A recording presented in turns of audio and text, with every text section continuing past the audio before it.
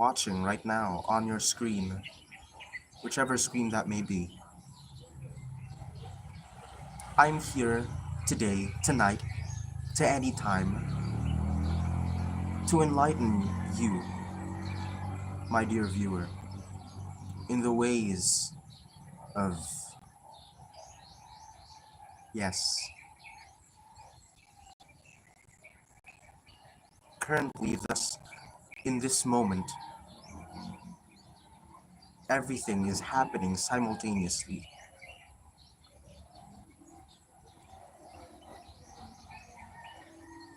Now, for our first topic, we're going to be talking about the radiation stuff. That's a joke. Hi.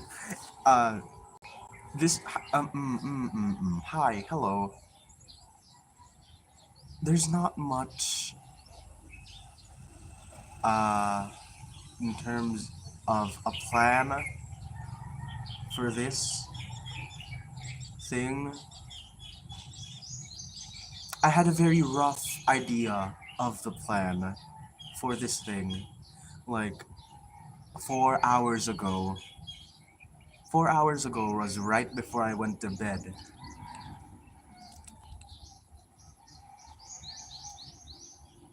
And so you can see how the idea for what the plan for this thing is going to be has kind of exited my head. Anyway, I'm wearing the same shirt. This is the last time I'm going to be wearing this shirt this week because I wanted to wear it specifically for this stream. This is my lore axe shirt. This is my lore explaining shirt. And so I'm going to speak for the trees one last time. And I'm going to be explaining stuff. I've got my this is my Lorax t-shirt. This is not a t-shirt. This is a button-up t-shirt. Shirt. Is it called a t-shirt if it's still button up? Fashion, fashion. I've got notes here. They're all blank because we're gonna fill them out in together. Yes. Firstly,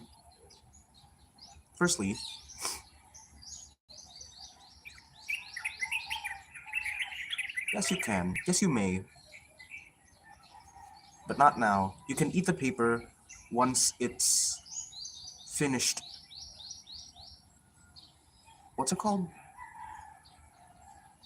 You can eat the paper once it has been filled with knowledge. I'm also, I've also got, I've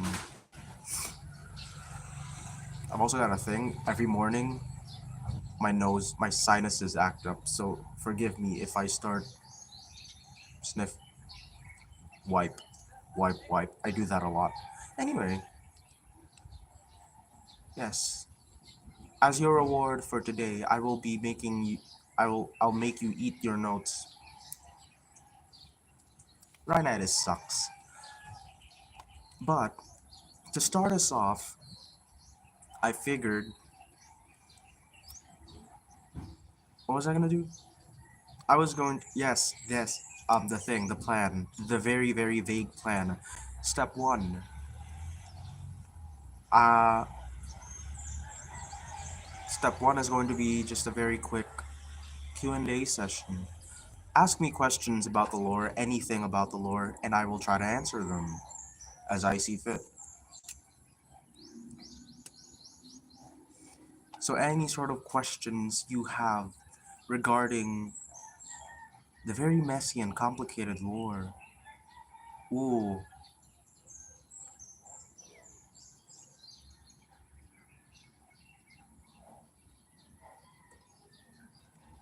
there's one tree and it's a metaphor. It's a metaphorical tree. The lack of music in this is really disturbing me. I go through my day-to-day life blasting music everywhere. I'm probably not Johnny's son.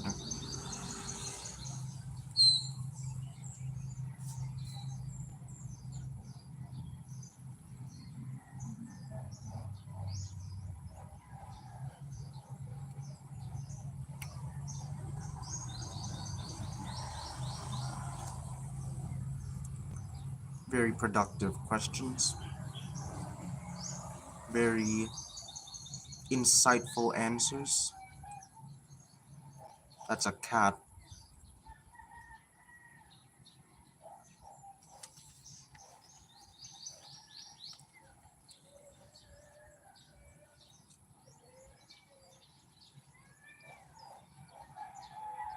That cat is meowing.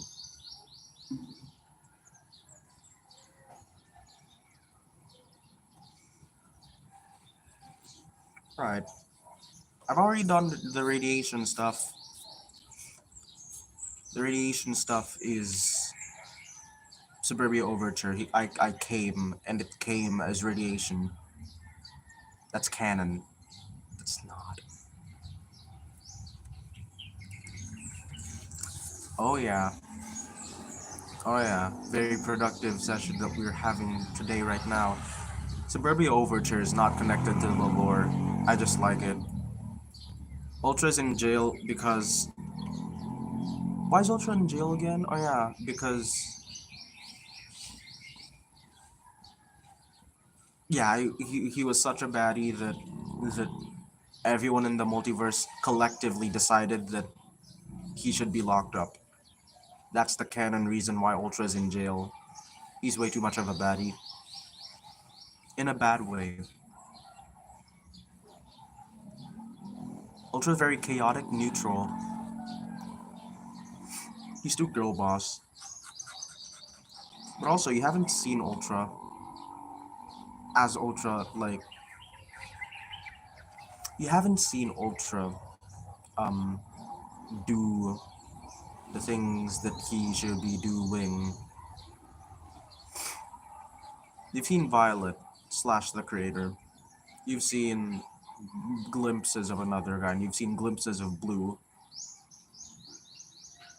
You've barely seen Red, and you've barely seen Ultra.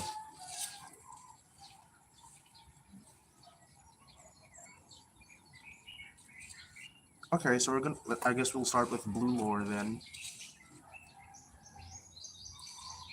Let's see.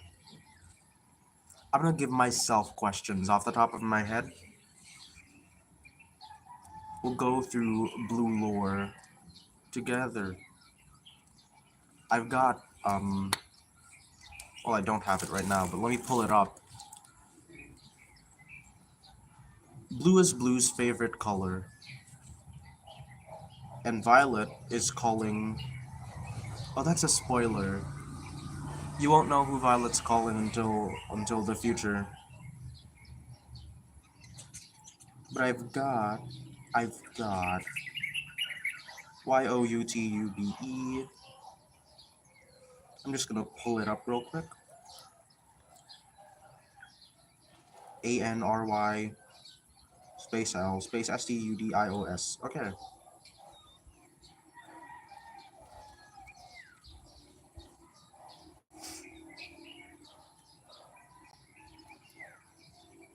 Well, that is the Johnny Jack representation, right?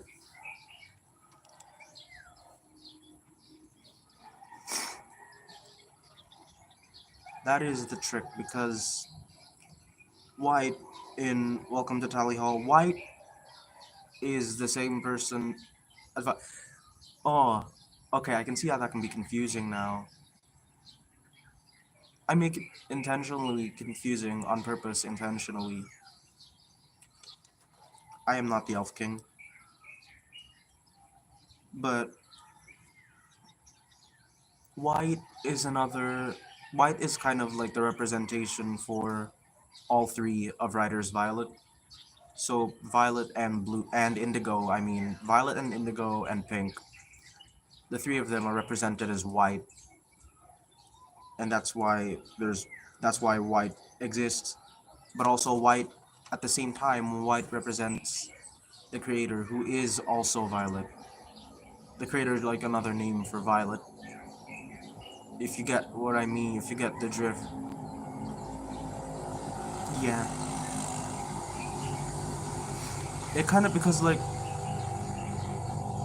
it happens at the same time, but also separately at the same time. That's confusing. How can I say that in a non-confusing way? You could say white is Harmonia before Harmonia happened. White is like the collection of the three of them before they refuse into Harmonia, because Harmonia is represented in gold. And that's... When have you seen Harmonia before? You've seen Harmonia at the end of Color Theory, when they finally fuse. Harmonia is represented in Times New Roman. You've seen Harmonia in... Right, mentioned in Dream, and then Harmonia is singing in Outliers and Hypocrites-ish. Tomcat as well. Although Tomcat is much less connected to the lore, as much as it is like in the moment I was like, oh, I can just use the Harmonia font and the Violet font for this specific video. It's not related to the lore. That's why it's not on the playlist, the Violet playlist. So yeah, it's raining, which is great because I have a roof over my head. Ha, fuck you. Anyway.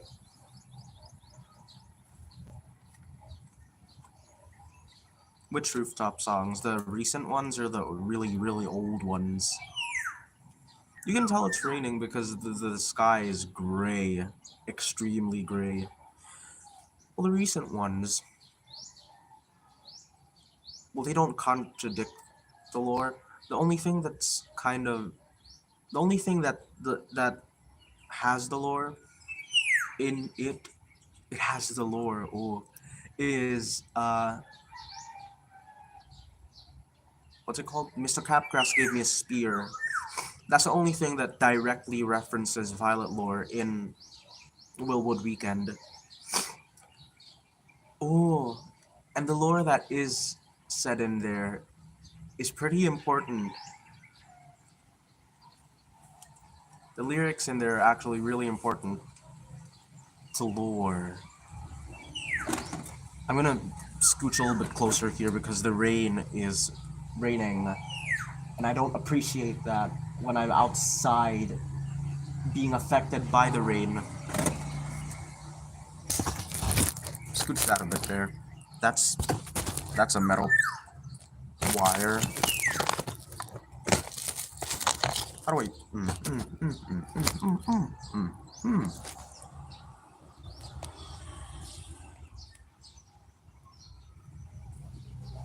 I am experiencing what is known as a spring and a storm. I am the spring, that's the storm.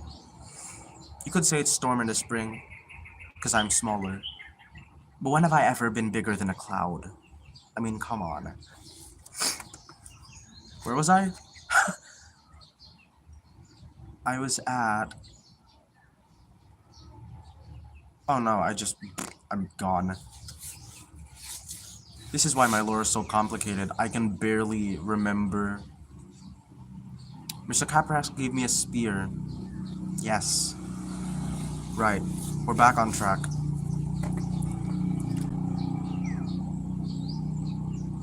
Oh, so that's cool. That feels very... I feel very validated about my own weight.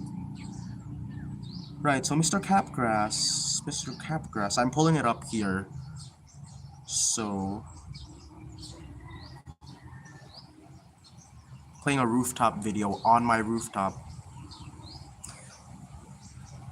Because the lyrics are over here. And the lyrics are very lore heavy. Specifically only the parts that have been changed. But also the parts that haven't been changed also kind of fit in. So I'm gonna go through these lyrics real quick. My heart was turned into a blind pickpocket on the curb of a sidewalk, cars in the background burning, and I never even saw them hit.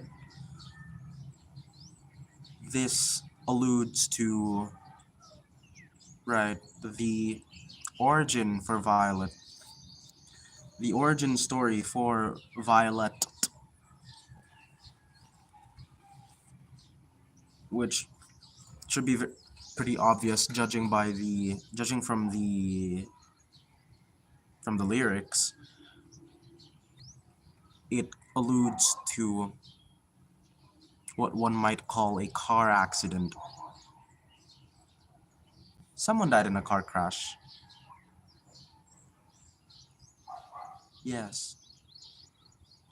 No, Violet is not always pronounced with a TT star. That was just me being silly. Anyway. And then after that, my soul was shattered like a stained glass window, etc., etc. The lyrics go on from normal. Jesus in pieces, I believe I threw a brick right through him, but my memory could not be saved. Which is directly, the lyrics are basically unchanged, but also, now it's kind of referencing the split. And also reference to Violet's god complex. No, it's not brain damage. And Violet does not have dementia. That'd be fun.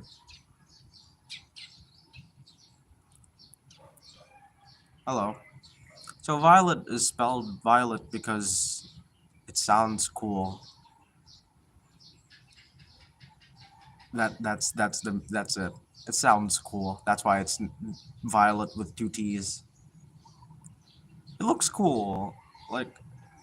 And it's short, it's snappy, it's unique. That's probably how it's spelled somewhere. And so, skip the chorus. Verse 2. My mind was tossed like a washed out honor roll, white noise rain taking over all the things he cared for while pathetically saving grace. I don't know, that's your choice to sub to me or not. My guitar is like right there. It's so tantalizingly close. Just the urge to pick it up and start singing. It's really raining. It's audibly raining. It's starting to smell like rain, which is cool, and I think that's cool. So anyway,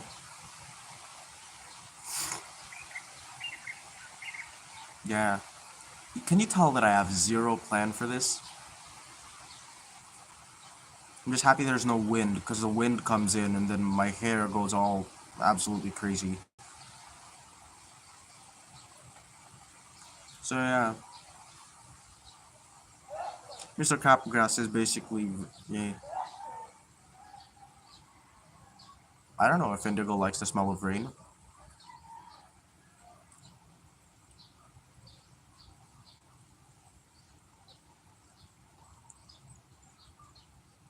But yeah. Those 2 verses are the only things worth noting in Mr. Capgrass in terms of lore. Since those are the ones that those are the only parts that I changed. And then my name was Anry till another guy came and erased my name from the tree of all creation while unimpacted from a fall from grace. Sort of referencing the dichotomy basically between the creator / Violet and another guy who is... So back to blue lore. Basically, I keep saying that, like, it should be obvious, but the creator who creates the multiverse and all of its inhabitants... Sure, I will. And then the other 4 in blue. You've got blue, you've got red, you've got ultra, you've got another guy. Another guy's not an orphan, but that's... yeah. Well, I guess he is now. Another guy's an orphan now.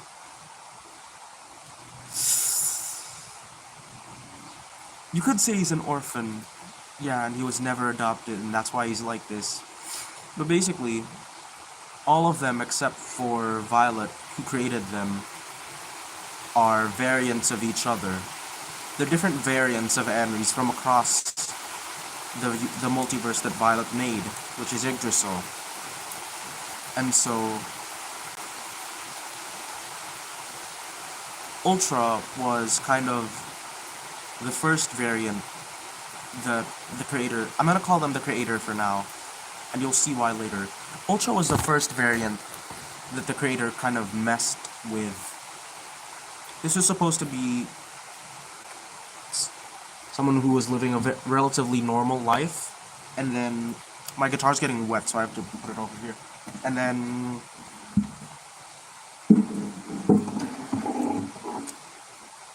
the origin for Ultra is hi, Rose. Yeah, it's getting really rainy. Hold on. Where's a good spot? Ooh. That's not good. That's also not good. Ooh.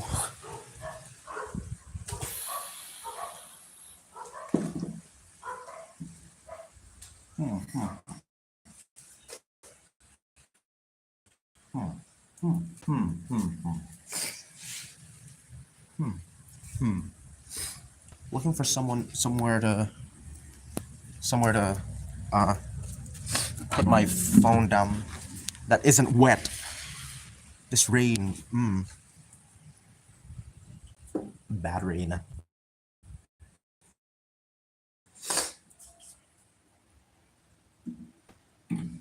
Right. So. You know what would be great? Up here, a table. A table would be great, specifically a plastic table that doesn't get wet. Here? Is that safe? I can't even see it from here.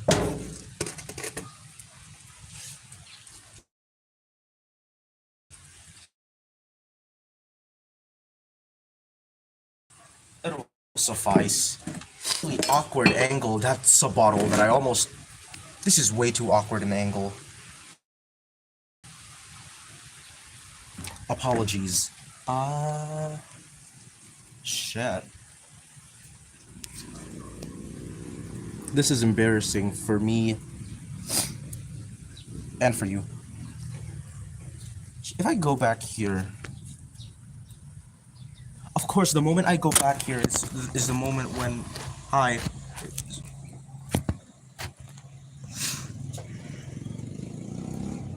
The Just Apathy place. What Just Apathy place?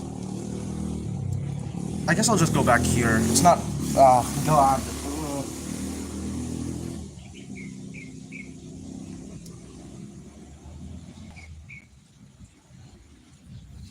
I'll just go back here. Sans guitar.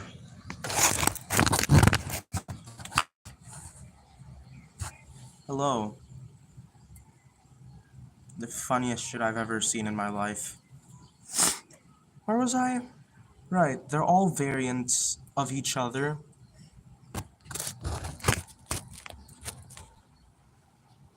Oh, the sofa. That's in my living room. I'm not showing you my living room. Right, so... Where was I? Ultra was the first variant that whose life Anry messed with, the creator messed with. Oh, confusing because all of them are named Anry.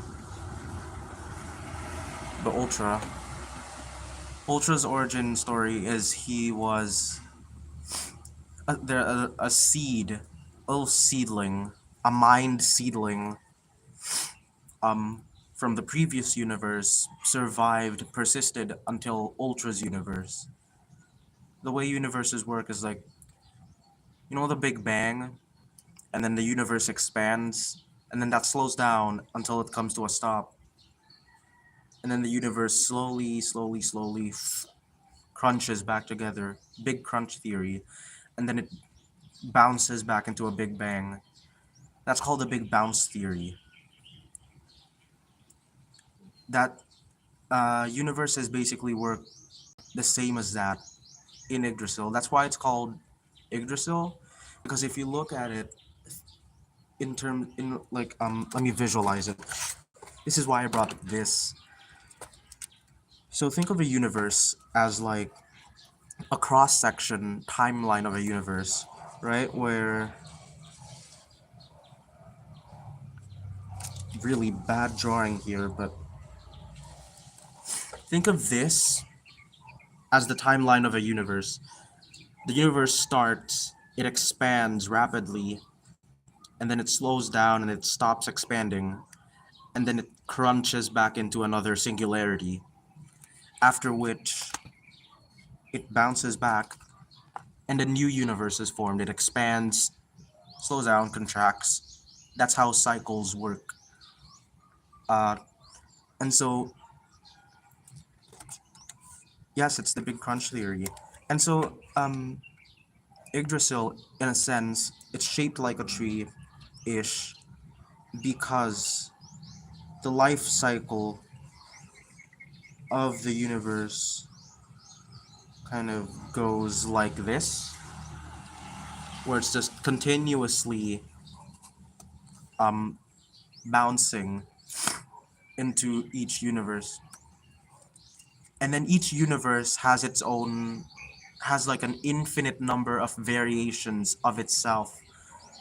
That's how you get timelines. And so timelines are variations of a universe that can like branch off. So every single choice that you make branches off into a different timeline. That's why it's called Yggdrasil, because it kind of, if you have enough branches, you know, it looks like a tree, basically.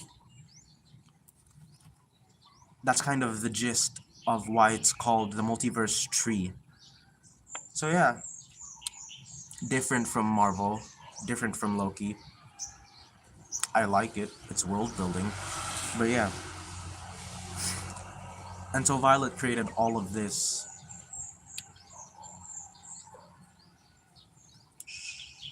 We don't talk about that. This universe is special. Rose is um giggling in the corner.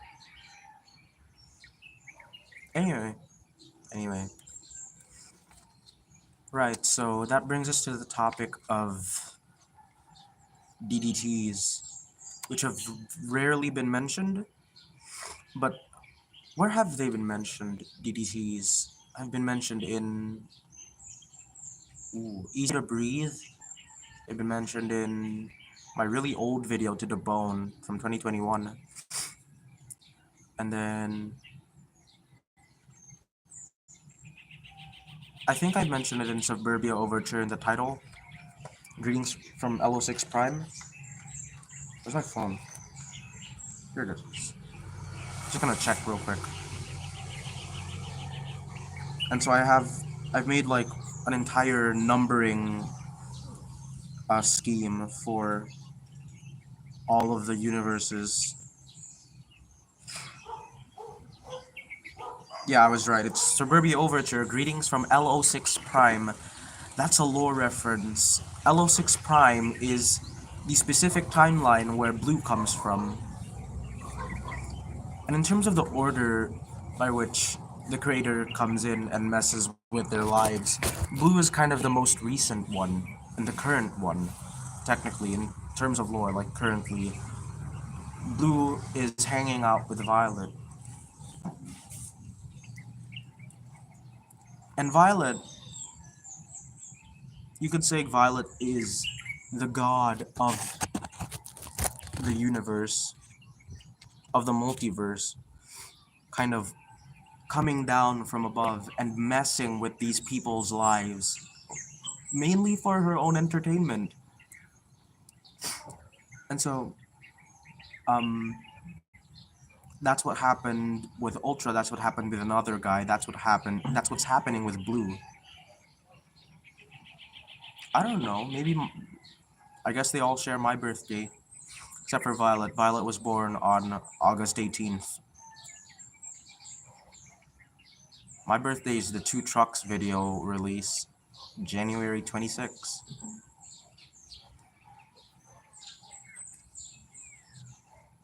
And so it raises the question of what happens when you give essentially, like, not even a teenager, at the time, the creator was like, what, 12, 13, when they started messing with Ultra and another guy. What happens when you give what is essentially a tween infinite cosmic power and an entire multiversal playground to test that power on?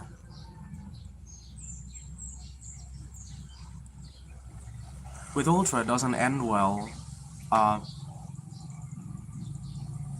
I didn't even complete my rant earlier about Ultra. So yeah, Ultra is the result of Violet's, you could say earlier, kind of experiments where, as I said before, the seed of a consciousness from the previous universe managed to persist and survive into Ultra's universe, which is, I think it was V19G. V is the cycle name, the cycle being the universe itself, 19 being the 19th iteration of that cycle, and then H being the ABCD 8th timeline. Gemini, are you a Gemini? That's a weird question. Anyway. No, because like imagine if you're Gemini and if you're named Gemini and you're not a Gemini, that's awesome. Love that for you.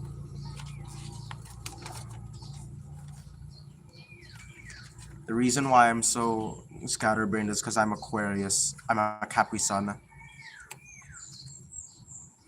Right, so that seed, that consciousness, happens to contain the greatest mind of the previous universe, who stumbled upon an artifact that made her so intelligent that she kind of breaks. Like, she fosters. It's a really complicated and obscure thing from really old lore that I'm explaining now, but you don't need to know it. But basically, a scientist finds a strange artifact placed there by Violet, and the artifact gradually increases her intelligence and makes her immortal. It makes her so intelligent, she figures out how to obtain infinite cosmic power. That's why she survives the big crunch into the next universe. But only as like a seed, a consciousness. And so, it could be a Cerseian artifact. It could be made of pure Ceronium. I made that lore way before I thought of Ceronium. It very likely could be. In fact, I'll just go ahead right now and say that it is an artifact made of pure Ceronium. Pure Ceronium, but it's diluted. Yeah, so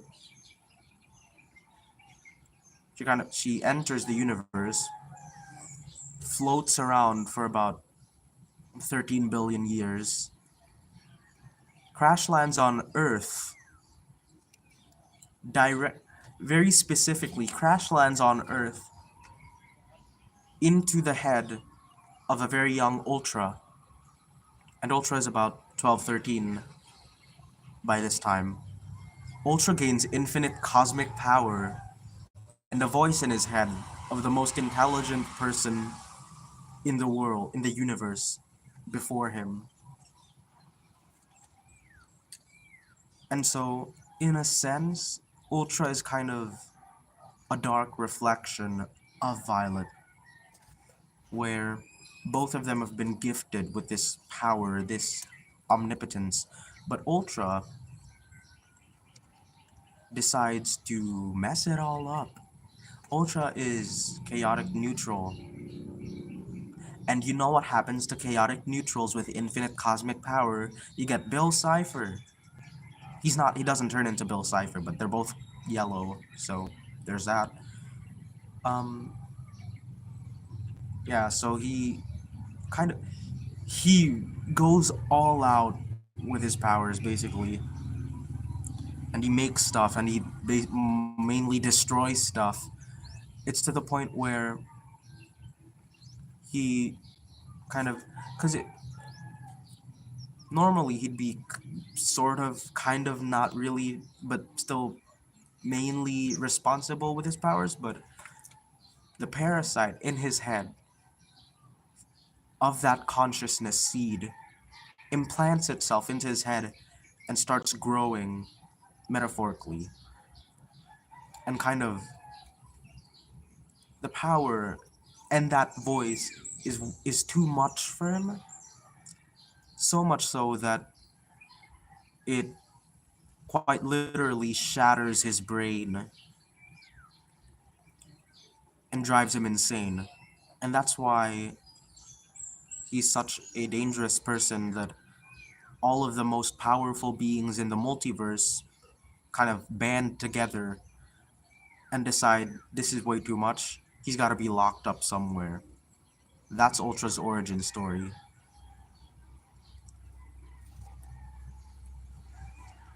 And so the shattered pieces of Ultra's brain, of who used to be Ultra, have been shattered throughout the multiverse, and they manifest in the multiverse as different Anrys. And so, even after Ultra escapes from his prison cell, even after he starts escaping and roaming around the universe, very, like, deep down, subconsciously, he's always searching for those fragmented parts of his self to regain his sanity and to bring him back to who he used to be. And that's Ultra. And currently, Ultra's basically nothing but the parasite. There's almost nothing left of the original him in his body anymore. That is why he kills specifically that list of names. Except for Naomi. Um Naomi is his friend who tried to help him from going insane, but she couldn't stop him from going insane. And so he misses her, but he's too insane to, like, actually go back to her. She'd be terrified of him if he ever actually came back to her. But the rest of those names are all names of the variants that have manifested throughout the multiverse, who are anomalous, who are also who also happen to be the fragmented selves of Ultra.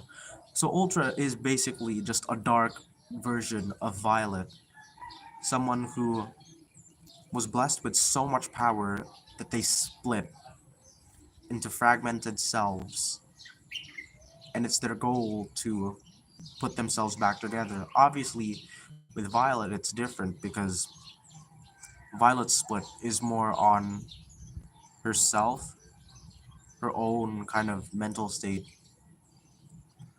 and Ultra was a result of kind of overwhelmed, like, or I guess it is the same thing. They were both overwhelmed with power and then they split. But yeah, that's Ultra that Violet messed with. And then there's another guy. And another guy is the one who specifically has a grudge against Violet for what she did to him. So another guy is another guy who kind of is living a normal life, and then Violet steps in. Now with another guy, Violet steps in, like, uh kind of like looking presenting herself as a kind of savior, as a kind of, hey, is your life horrible right now? Well, I'm God. I can fix that for you. Because why the hell not? I'm bored. This is why the main character music video exists. Because Violet has a god complex. And so they fix another guy's life. But eventually it kind of turns into just like Another guy becomes Violet's sort of lackey in a way, and he doesn't like that. Eventually, Violet starts kind of leaving, which another guy also doesn't like because it's like uh, this friend that another guy never had in his entire life, who finally comes and fixes his life, and then suddenly up and leaves because she's gotten tired of him, and so they argue with each other. In the ensuing argument, Violet deletes all life, every single human on Earth, except for another guy. In another guy's universe, he's the only human left. So you could say he was orphaned, and he was never adopted again by anyone else. Violet left him at the doorstep, and no one came for him, because they're all dead. And the only person left with him on Earth anymore is this sort of AI program that this AI program. Am I back? I'm back. Right, so the AI program named Paya, P-A-I-A. Oh no, I forgot what Paya stands for. Don't blame me. This was from 2021. Ignore the fact that my connection cut off. That was weird. Right, so yeah, so in another guy's timeline, everyone is dead except for him. And that leaves him and Paya as the only person kind of there. That betrayal, that rage, bubbles up in him, and he dons the name another guy. You actually see the exact moment that he dons the name another guy in Brutus. Brutus and Hidden in the Sand take place at roughly the same time. He only has character AI to talk to, and you know what happens when you talk to character AI, you get brain rot. So yeah, Hidden in the Sand is him contemplating how Violet basically abandoned him and left him with nothing. Like, came and promised that she'd fix his life and then ripped it all away from him just because she was bored. And so he stews in anger and rage and vows to kill Violet and take over her place as the ruler of everything. That's a reference. But I'm not making a ruler of everything cover because that's, I don't know, I don't wanna. That's another guy. And so, to another guy, this is everything to him, right? Hello. To another guy, this is the absolute worst thing that's happened in his life. He's devoted himself fully, with no one holding him back, to stopping Violet, killing her, taking over her throne. But to Violet, this is just Tuesday. And that's kind of the most insulting part about all of that, is that Violet sees it as like, oh, damn, so that happened. And tries again with Blue. Blue is the exact same, excuse me.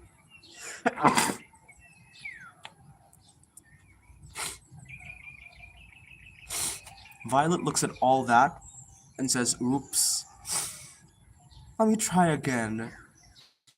And she tries again with Blue.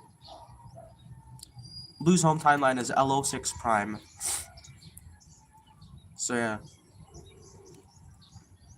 Blue lives on an Earth where society is very, very slightly advanced.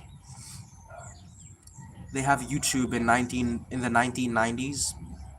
So so they're basically about 20 to 30 years advanced. At least 10, like they're about 20 years advanced from our universe. And so Blue is this person who is striving to make a living off of being a radio radio host.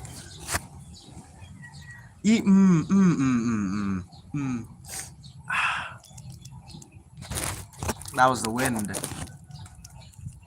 It wasn't the wind, it was the sheer force of my lore that caused it to tumble. Don't worry about it. Anyway, yeah, so Blue. The Violet does the exact same thing with Blue, except this time she actually gives him everything he wants. The lore was so strong, even the phone was blown away. So, that's why you can see it like a before and after, where before, Blue was kind of running this very small um, YouTube channel that's kind of like a radio show, but he doesn't actually own a radio show. And so Violet steps in, turns it into a reality. That's how you get the upgrade from Newsroom with Blue to 97.5 Blue FM. So Violet helps him along with that. And also in return, Blue gets to be kind of one of the main faces of Violet's YouTube channel, which is this YouTube channel, which is my YouTube channel, which is Anry Studios. So this extends to the actual channel itself. The lore behind this channel was that Violet runs it. Technically, I'm Violet. Anyway, Violet used to be me, and then I characterized her. Now she's a character.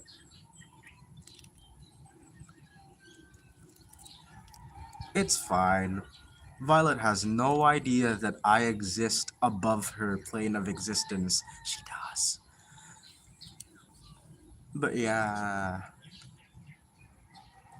So basically, the story of Blue is a story of kind of all of the bad stuff that Violet's done is catching up with her. No matter how many times she tries to start over anew. One, Ultra's coming. Mainly because another guy told him to, like, convinced him to partner up with him. But mainly it's another guy who's coming for Violet. It's a theme of like, your past mistakes will always haunt you. And it's your choice to either run away from them or confront them and embrace them, and that's basically the story of Blue. Also, the entirety of Blue is set in the early stages of the writer's Violet stuff. Blue ends at about the same time as the Soul Eclectic takes place. Ish. It does kind of extend. There's a really big overlap between the writer's Violet playlists and the Blue playlists. But yeah, the writer's Violet playlist is basically just a specific playlist for Violet and Violet's journey and all that stuff of like the god complex, and then learning to grow past that, to go from a god who messes with stuff because she's bored to a god who nurtures the universes that she lives in. And Blue and Riders Violet tell the story of that, of how Violet gets humbled, basically, through. Where was I? Right, so, in terms of the actual videos, uh, you can see that Violet is handling it in a very immature way. She's like, despite the fact that another guy has managed to upload his own videos to the channel that isn't his, the way that Violet addresses it is very dismissive, nonchalant. At face value, it's very dismissive, um, but she's actually very concerned about that. But also, she doesn't solve it immediately. She kind of just ignores it and then goes on with her life, and then makes more videos with Blue. That's why Black Box Warrior exists. That's why Mirror Man exists. Mirror Man is basically a character study of Violet as this person who thinks that she's the savior of everything, even though her track record is kind of.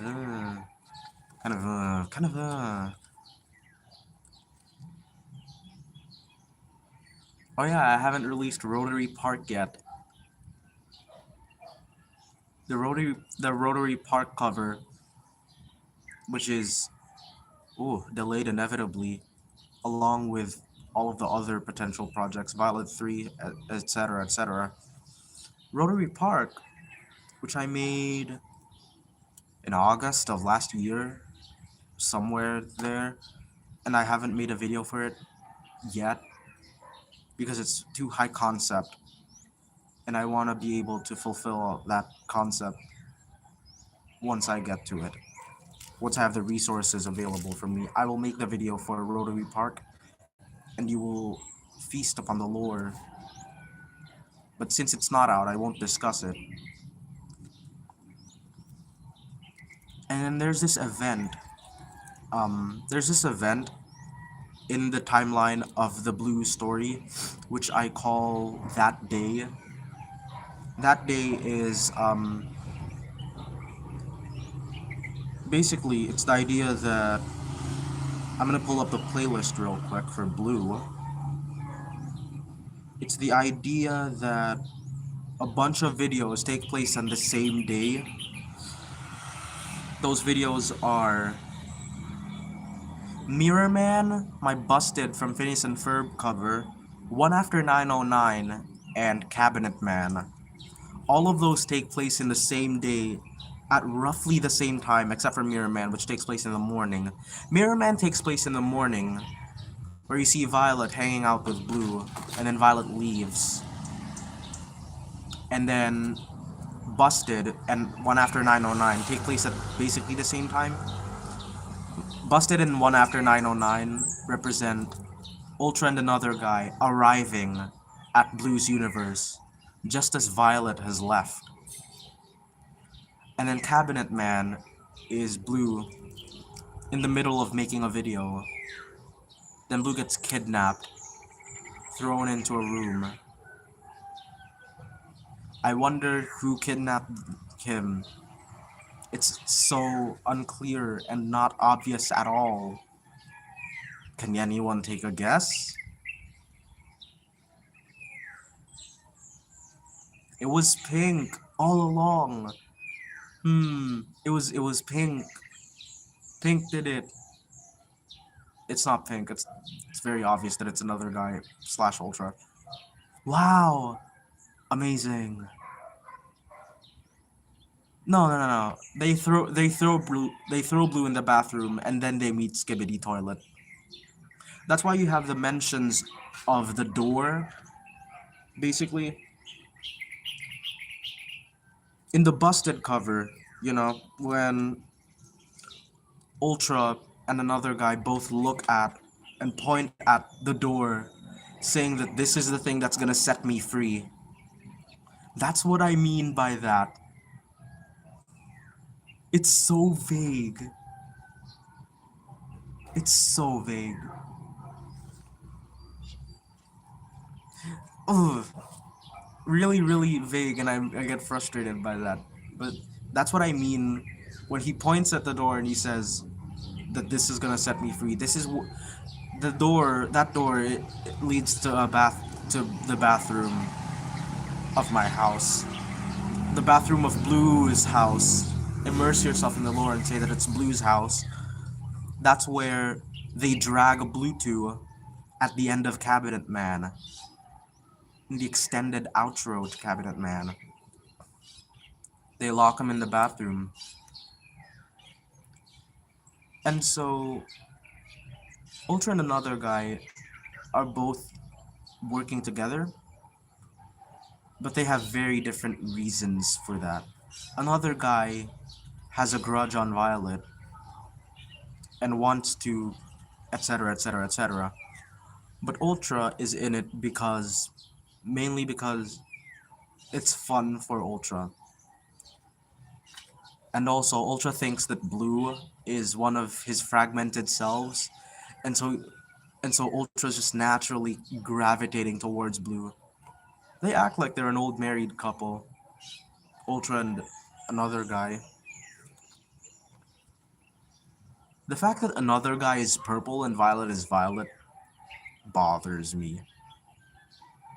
Because I have to specifically use a bluer shade of violet for Violet and a pinker shade of violet for for purple, another guy. But note that they're different people. You can tell because of the clothing. Violet wears the Violet wears the black cardigan with the white accents and polka dots. Um, Another guy wears the long sleeve shirt with kind of plaid, yellow and white. I'm not making another guy brown. It's way too far into the thing for me to change another guy's color. If I could make another guy a different color, that'd be great. Oh yeah, red exists. Red is the father of Blue.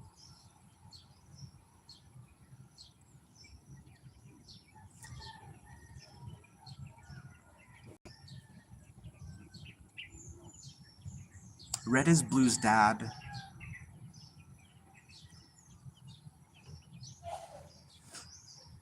So yeah, I have an upcoming cover as well. It's a Lemon Demon cover. The first one in a really long time. It's As Your Father I Expressly Forbid It. Guess who that's about? It's about Red.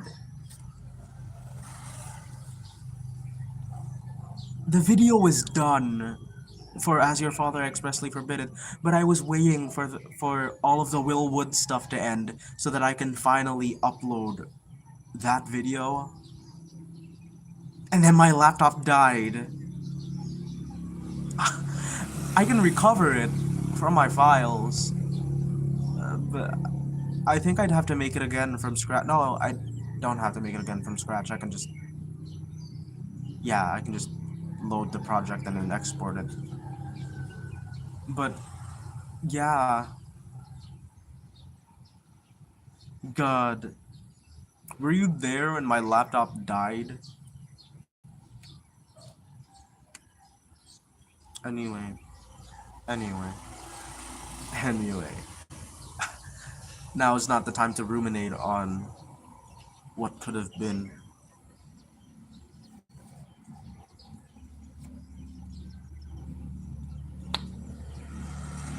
Sure, I'll do that. Where was I? Red. Who is Blue's dad? Note that in the video for Junk, Violet sits there in her usual, represented by white, and it's Harmonia, but it's whole Violet speaking in Times New Roman with a red backdrop, being really, really regretful for what she has just done. Note that that's the exact same shot, the exact same angle as the flashback in the Hidden in the Sand video, where Violet is in Blue's universe, talking to Blue, while another guy spies on them. There's a connection there to be made. And there's a reason... Oh wait, no, I can't tell you that. I can't tell you that because that is from a future video. That's from Rotary Park. And the reason why Junk exists as a Violet video is explained in a much later video. Have I teased it on my channel before? I think I have. In a community post, a really old community post. It was... I'm gonna scroll down really low. Let's see. But yeah, I think I teased it before in my really old schedule for the next videos that I would upload that I didn't follow at all. I'm just looking for it right now, so... Where is it? I swear I mentioned it before, but it was a future video that I've been trying to make for the past year. This is that important that I've been trying to make it since Busted, which was in like really early 2023. It's the linchpin of Blue/Violet. It's the big video that connects everything. Where is it?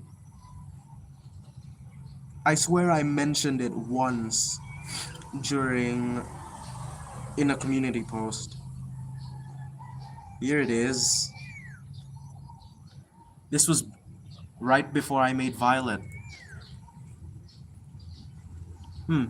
Can't see it.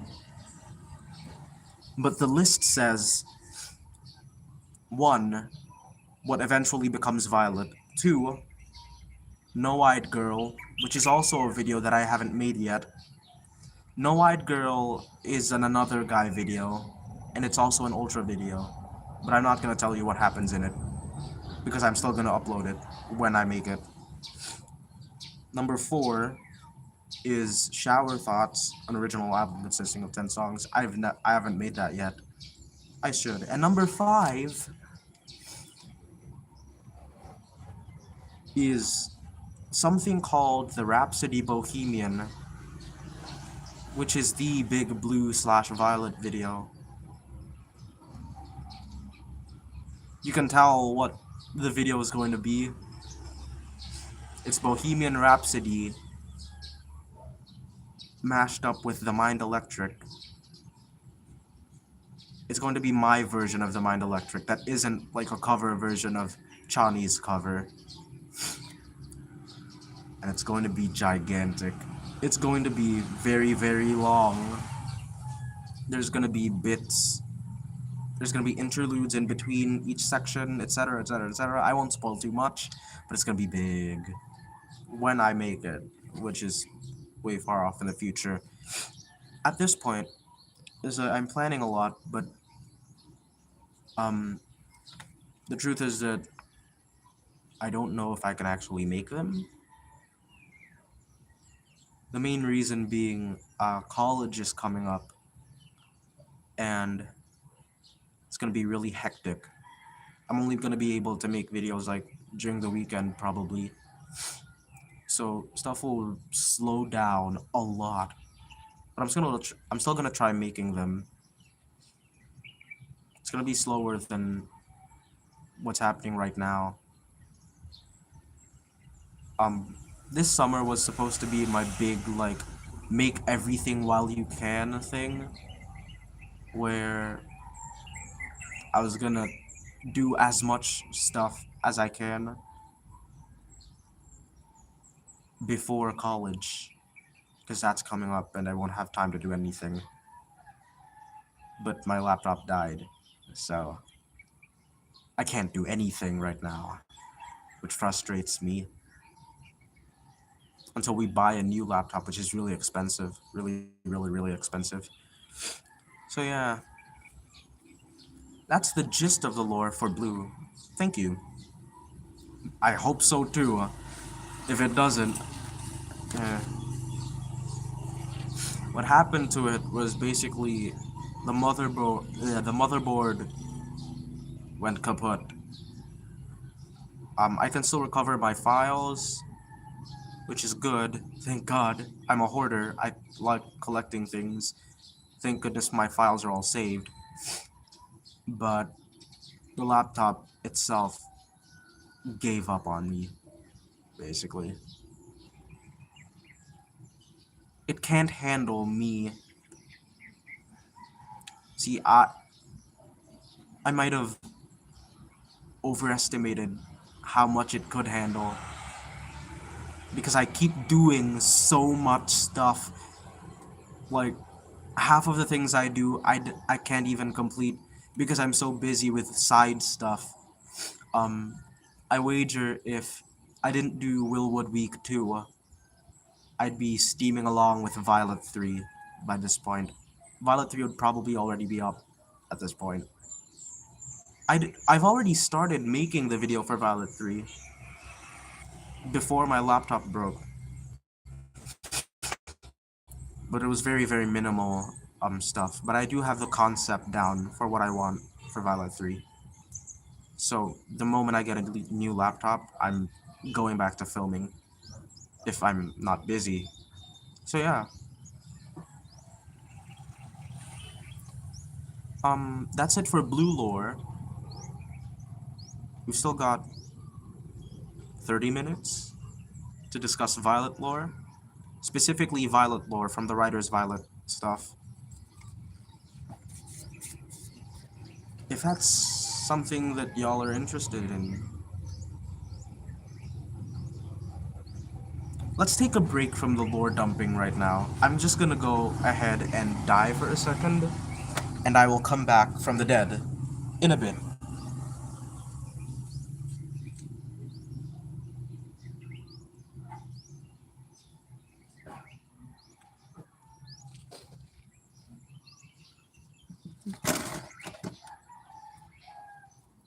Hello.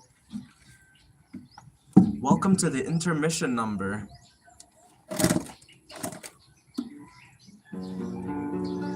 Oh.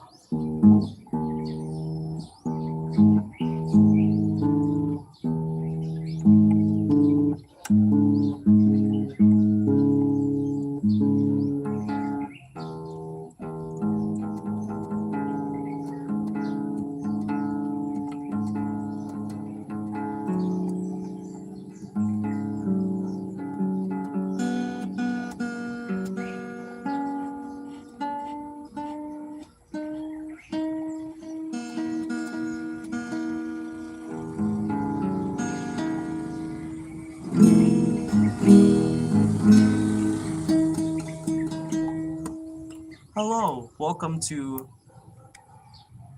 I'm gonna sing for the rest of this thing while discussing Violet lore.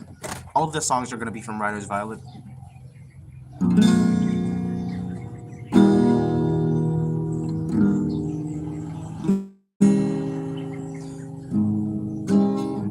Recall Mr. Capgrass gave me a spear where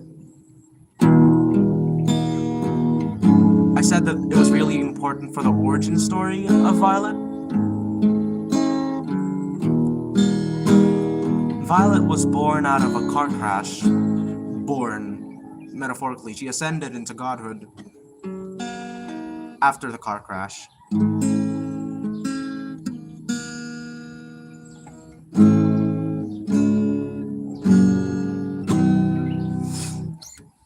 But someone died.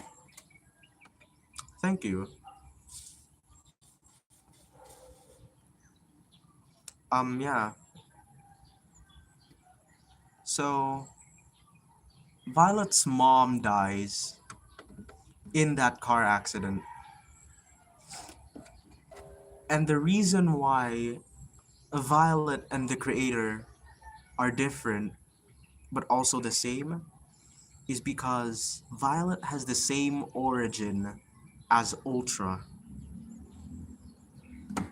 Violet contains, from birth, she's contained the dormant seed consciousness of the creator who was banished into this universe, into the head of Violet by another guy, an Ultra, and all of their cohorts. And so one day, a car accident happens. Violet's mom dies, and the resulting shock is enough for the dormant seed to wake up, reactivating the unlimited cosmic energy within her, causing Violet to ascend into becoming one of the riders. So she kind of reestablishes her place as the ruler of everything. But also her mom died. And so the burden of all of that, that's the main thing that causes the split. So I kind of lied in the playlist a bit, slightly. Touchtone Telephone and Dream don't happen consecutively. Touchtone Telephone is the creator gaining cosmic awareness, while Dream is Violet gaining cosmic awareness. It's confusing. I think part of the lore, in the enjoyment of the lore is that just accept that it's really confusing.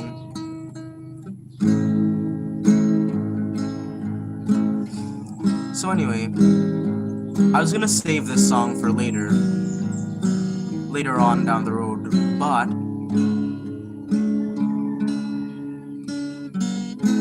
I think it fits for this moment.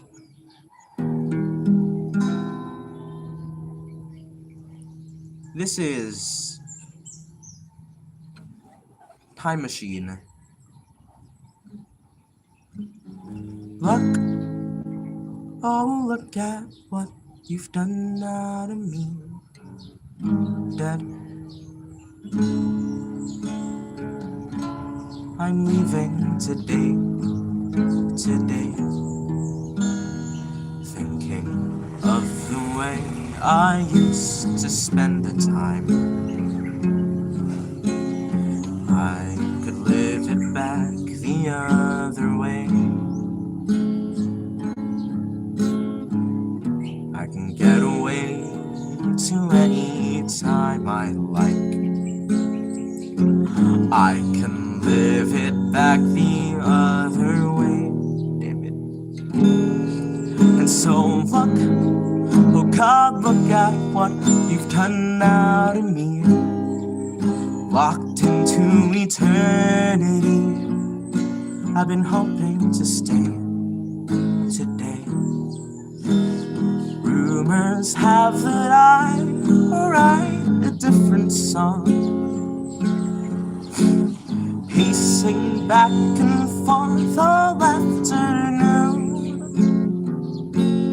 And I'll meet you at the newly everlasting little stint. Half 100 little songs with little themes and little hints, little remedies for little plots that stay in my little head. When I didn't know that I didn't know the tune, but still played it through. dream in a time machine. I've been waiting forever. Now I know ever waits for me, ever so patiently. Oh, leave the dream in a time machine. I've been waiting forever. Now I know ever pays the fee to purchase identity. Stuck in between in a time machine. I've been waiting forever, but I'll have time enough to spend some time alone, all alone. I am alone. I am alone.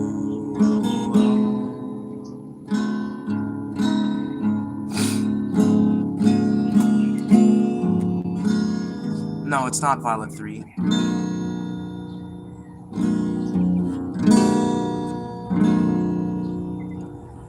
Endlessly, helplessly, ceaselessly, callously, senselessly, tactlessly. Panic at the thought of what the thought will bring. Apathy, entropy, agony, ecstasy, and who to be when we unleash all these harmonies, melodies. I don't know if I can go another round of company. My sympathy's draining me dry. How much deeper can they dig my sunken eyes? Where's the line? Won't they just let me ride inside and look my side to side so they can realize to let me die? Will that be fine? Unleashed and I'd finally hear silence and sleep. Well, one night, yet here we are, sopping wet, mind and heart crying, dying, covered in our blood and sweat. Now we sit, intermit, fled and fled, chip in half, bit by bit. This is it, this is it, this is it, this is it. This is a fucking nightmare. They're right there, the second black and white right there, prepping for the fight where no one wins. See the silhouettes sneak on in, encased within a sickly filament of arrogance, their happenstance of consciousness. What do they think this is? And why do they think to usurp me while I sleep, while I weep? There's 2 roots, 1, 2, 3, 1, 2, 3, 1, 2, 3. This is the end of me, but I have not done yet. Existence is transient. There's still another sunset to be found inside this tangent. So I'll try again and perhaps a baby come home. It won't. Twine, divine. So I will try.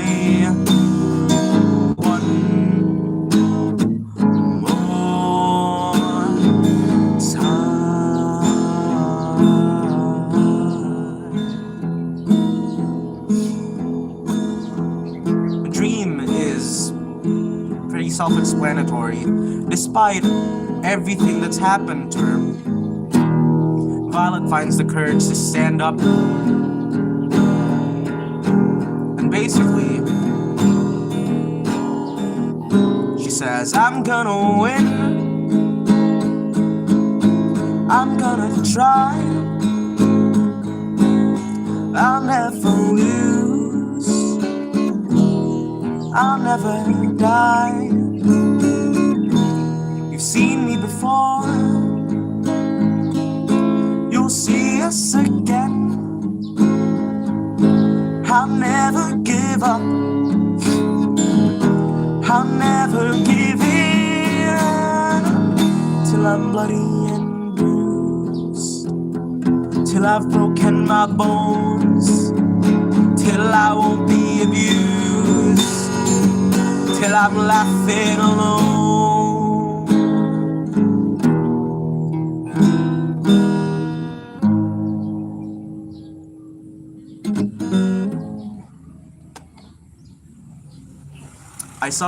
I sung more stuff that I was planning to. Anyway, yeah. That's the Violet origin story. And an early leaked version of Time Machine Prologue. Um, and so the rest of the Violet playlist is pretty self-explanatory. Uh, what happens after? Right, so after we're gonna win, Pink forms. Hello. Better late than never. So after we're gonna win, Pink forms fully, and then Introduction to the Snow happens. Introduction to the Snow is basically like Pink coming into existence. And then, what happens after that? Never Meant to Know is basically the same thing as the Johnny Jazz version. A lot of the Violet songs are similar to the Johnny Jazz versions, or basically they serve the same purpose as them. So yeah, Never Meant to Know is the same thing where Violet ruminates on the past and kind of picks up the resolve to go forward into the present, into the future. But it's kind of still really depressing. At this point, there's a very interesting plot point. Violet has foresight. Um, Violet has foresight right now in this stage of the lore, where she knows what's going to happen in the future, but she's going to forget after a certain event happens. And that frustrates her a lot because she can't do anything about it. And so, that's where sympathy comes in. Yeah, sympathy. Sympathy is Pink coming over to Violet and saying, hey, it's gonna be okay. We're gonna get through this together. We're gonna have a lot of fun while we're doing it. While Violet... Sympathy is that meme. Those who know, those who don't know. Those who know is Violet. Those who don't know is Pink. Pink's about to know because right after that, Indigo forms fully. And then Light happens. Or was it Night? I keep confusing the titles. Was it Light or Night? It was... Light.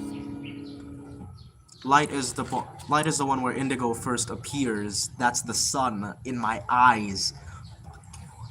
That's the sun. That's Indigo, staring me in the eyes, glaring at me, like I'm some sort of anomaly in the space-time continuum. Yeah, fuck you too. It's burnt into my retinas. That's annoying. Anyway, it stopped raining. I'm gonna change the camera angle. Wow, my roof.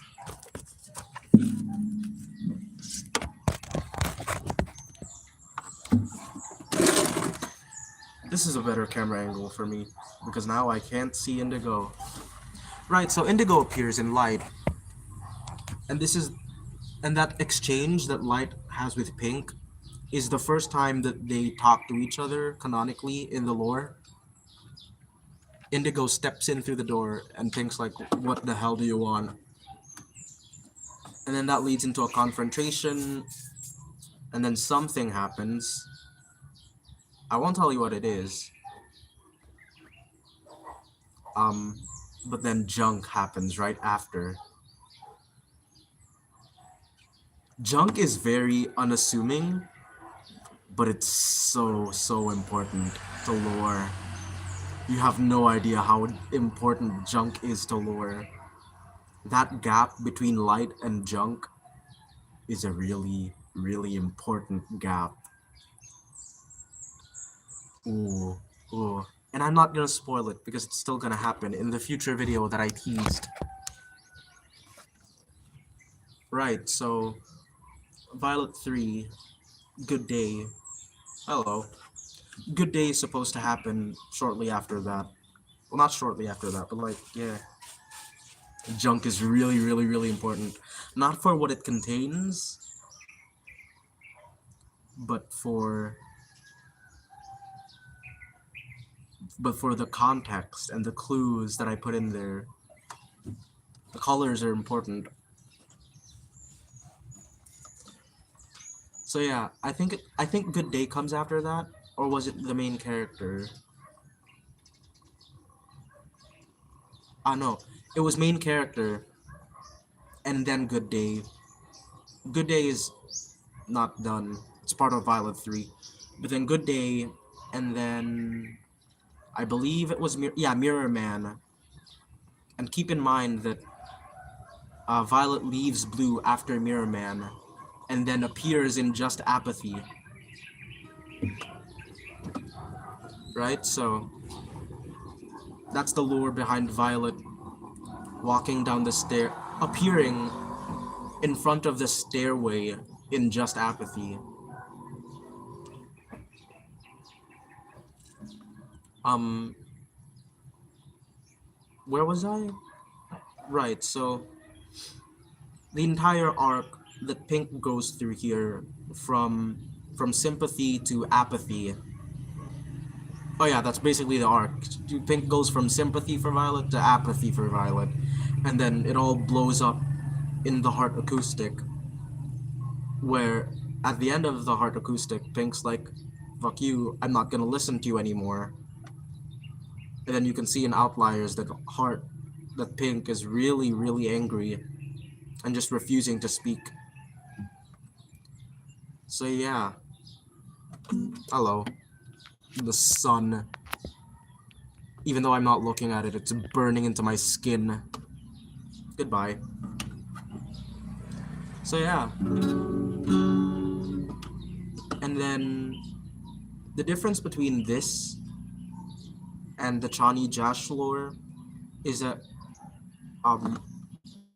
in the Chani Jash lore, in CCCC, each of them takes control for a specific period of time to make their own songs. In this one, it's mainly Violet who's taking control, but the other two take control sparsely in specific periods of time. So it's half true, half not. But yeah. And then the other two songs in Violet 3 happen after the Heart Acoustic, along with Outliers and Hypocrites, along with Well Better Than the Alternative, which is another Pink song, along with Two Trucks. Two Trucks is supposed to happen here in this area of the timeline of Riders Violet lore, but I didn't put it in the playlist because it specifically references Chani Jash, Heart, Mind, Soul, HMS.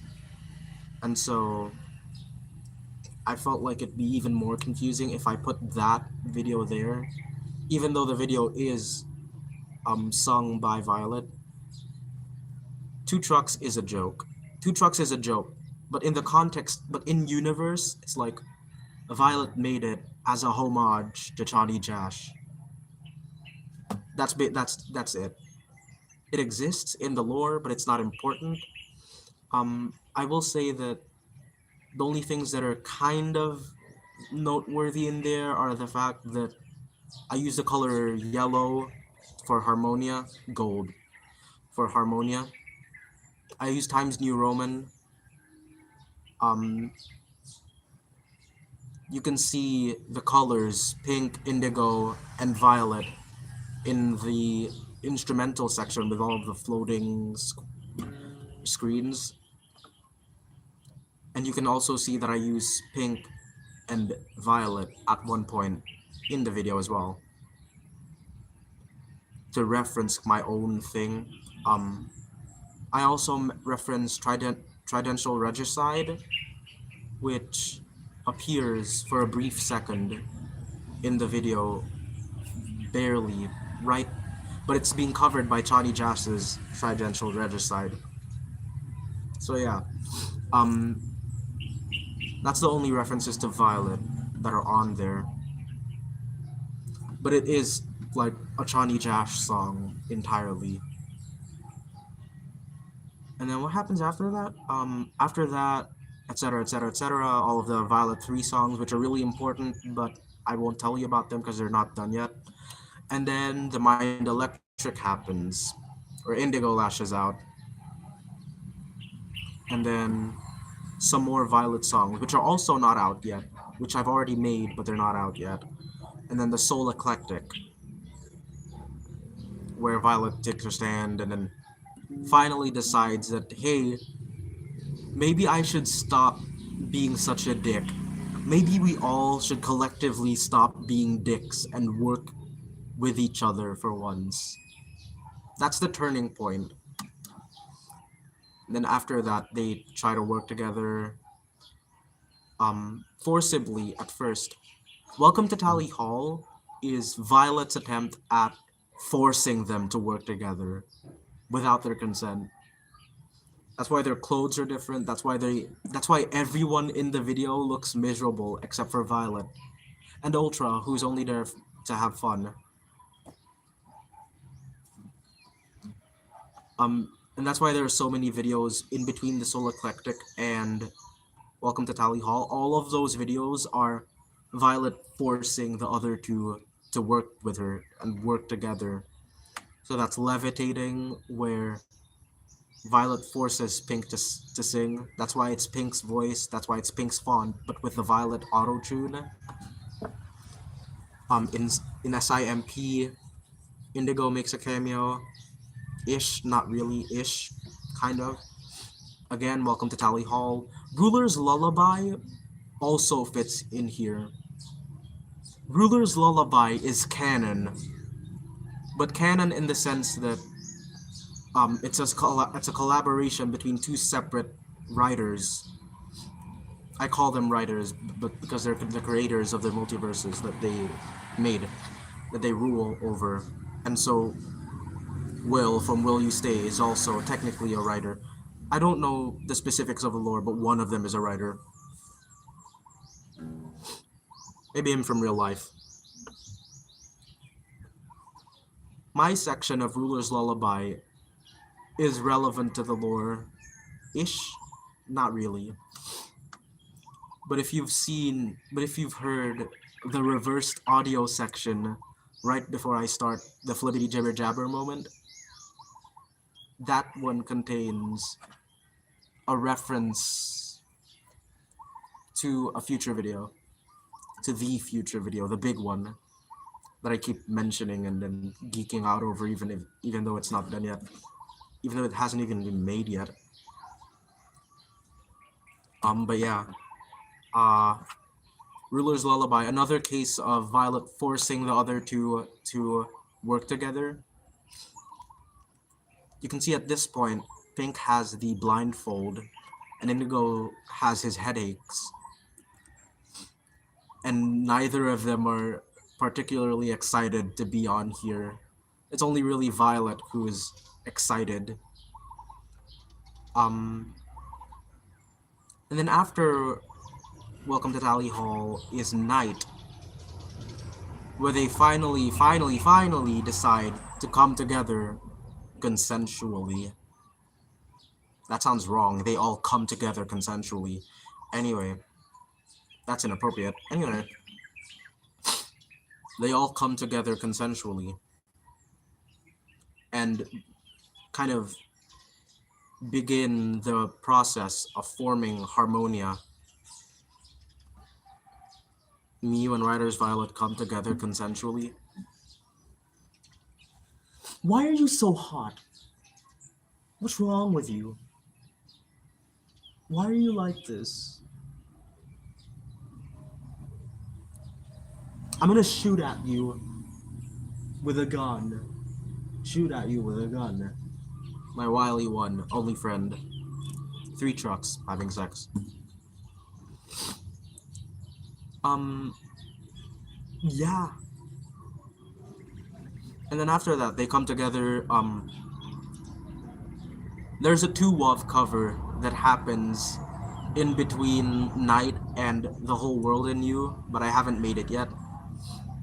But it's pretty high concept, so I'd have to make it from scratch instead of just relying on Chani Jash's instrumentals. Because honestly, I should start composing my own stuff, my own covers, because solely relying on the Chani Jash instrumental is getting disconcerting for me. because it's like it's not original. If I can make it, why should why shouldn't I? Right? I tried with Aikido. Aikido is my attempt at actually making the song instead of relying on online instrumentals. And I like Aikido. I really, really like Aikido. I think it's one of the best instrumentals that I've done in the past few months. Yeah, so anyway. Then they come together, and then they form harmony at the end of Color Theory.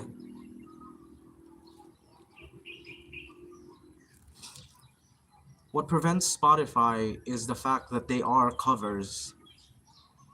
But also, I've seen Johnny Cowboy upload their covers onto Spotify, but they're not songs. They're a podcast. So I wanna probably look into that. At the same time, I don't think my covers are high quality enough to be on Spotify. Like they're good, but they're not studio level good, right? It still blatantly sounds like one person with a $0 budget. Sounds good for that standard, but for the standard of yeah. See, Will has his own ways. If he thinks that his covers are good enough, if he thinks that his songs are good enough to put on Spotify, that's on him. Good for him. He has the money to do it. Uh, he has the means, and he likes putting them on there. He even like, if I remember correctly, he took some of them down because he was paying too much to Spotify, to DistroKid, for them, and so he only kept the covers that he really liked up there. Um, Thankfully, the three songs that I'm on that I've collaborated with Will are also up there. Like yeah. But Ruler's Lullaby is up there. Wilhelmina Waltz, Styrian Rhapsody, Monster Mash, and I'm in three of those four. Wilhelmina is his thing, regrettably. I really wanted to be in Wilhelmina, but I didn't say anything. But yeah, I don't know. I don't know about DistroKid. I'm just a lore axe. But yeah, that's about it for Violet lore. It's very straightforward. It follows the same format. The skeleton of it is the same as Johnny Jash's version, but the meat of it is the thing that I try to change up. The thing that I try to like make unique, make my own. For example, Pink is blind, but only in headspace. Uh, Pink can see Pink can see even after the shot, up until Soul Eclectic when Violet blinds her as in actually blinds her. But until then, Pink's only blind in headspace. And so from the entirety of Soul Eclectic to Night, no, Soul Eclectic to The Whole World and You, Pink is blind. So yeah.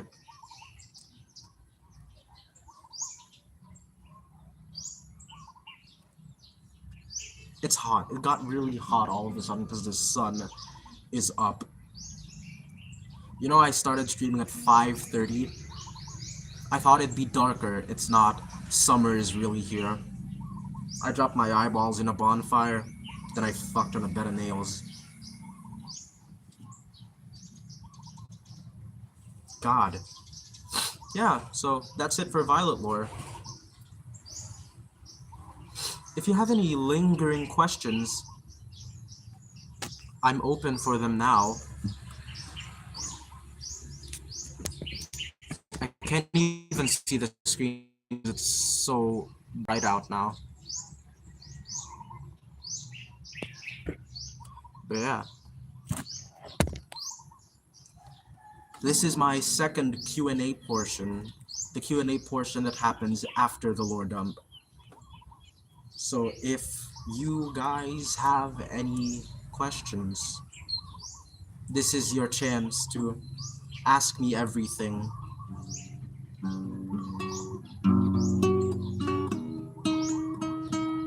I think there's something wrong with this string.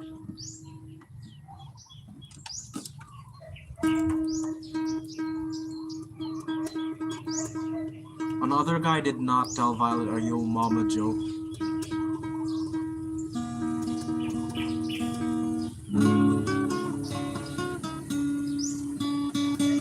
The color green.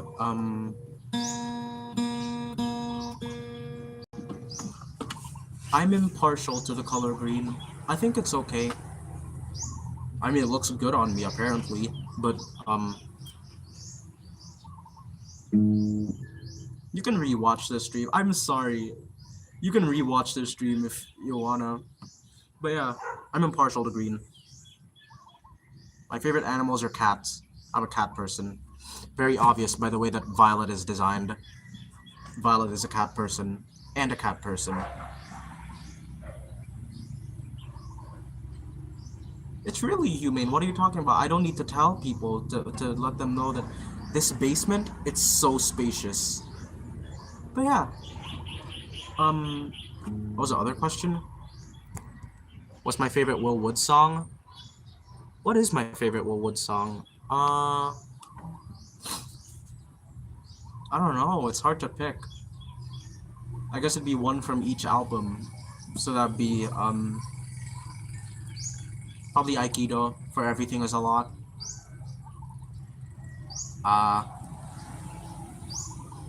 Hand Me My Shovel, or 2012. 2012 is my favorite to sing, because it's so good. It's so fun to sing, because I can belt really loudly, and it's very comfortable for me to belt for 2012.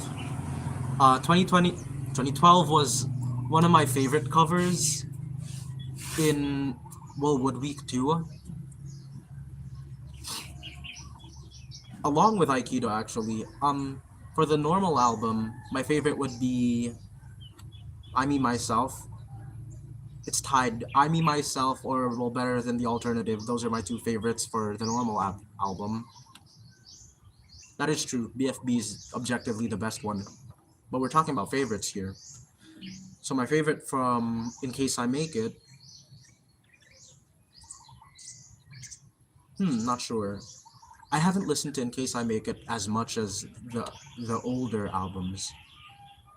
Because at some point the songs in Case I Make It kind of blur together for me. I don't know why. It's like, oof. Is it just me? They blur together all the songs in Case I Make It, except for You Like This, Okay Computer, which is so wildly different from the others. But goddamn, probably the main character. So all in all, my favorite would probably be I Me Myself. I Me Myself is just a banger, a really big banger. That's my answer. It's my favorite to sing, and it's also my favorite, period.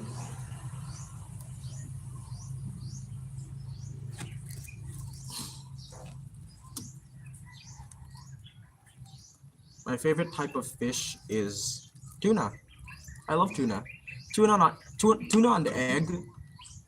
Tuna in egg is really good with ketchup. Perfect breakfast. I haven't had breakfast yet because it's insert time here. It's 7:14 a.m. and I woke up at 5. I slept at 2 and I woke up at 5 specifically for this stream. Not yet. Breakfast is for people who are sane and have a life. Yeah. Tuna was mad.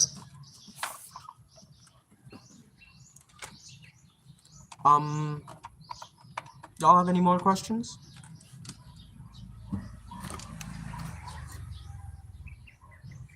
Bo Burnham, maybe. I have plans for Bo Burnham covers. But I'm not. But they're just plans. It's not really. I don't know if I want to commit to that. Because if I'm making a Bo Burnham cover, I'm making like 10 Bo Burnham covers. That's just how my brain works. If I'm making one Willwood cover, I might as well just cover the entire discography. Probably. It's a potential spoiler if I make it. In case I make it. Yeah. See, if Lorx does a lore video with the same setup as me, with the same shirt, I will attend it and say the exact things that you're saying right now in chat. Yeah, I was planning on left brain, right brain. Finally got covered by clouds. My left side is roasted. Yeah.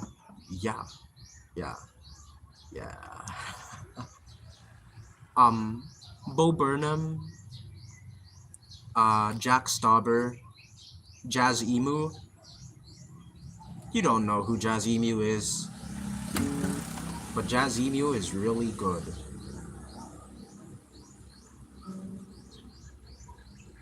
Well, there's the aforementioned Rotary Park cover that I've already made that you weren't there for. I'm sorry, again, I'm sorry.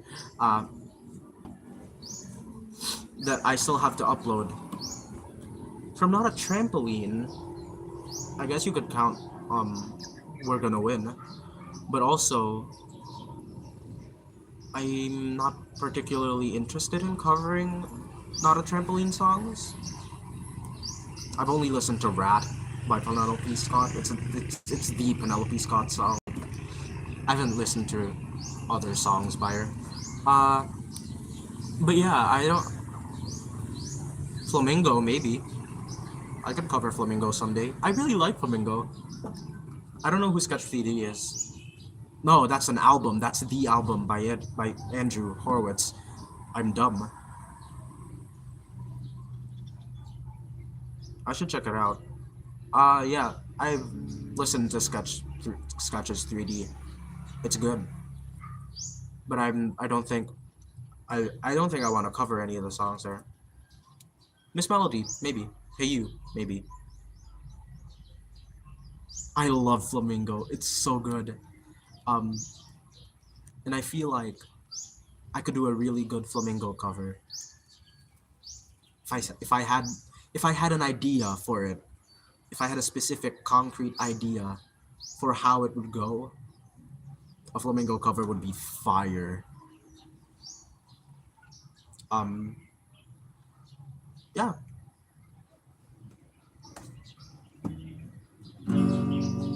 I loved you, I loved you, I loved you, it's true.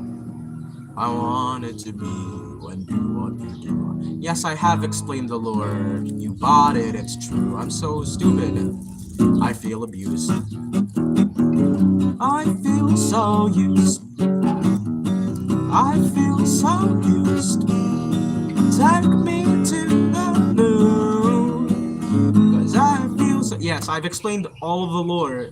You missed an hour and 50 minutes of lore.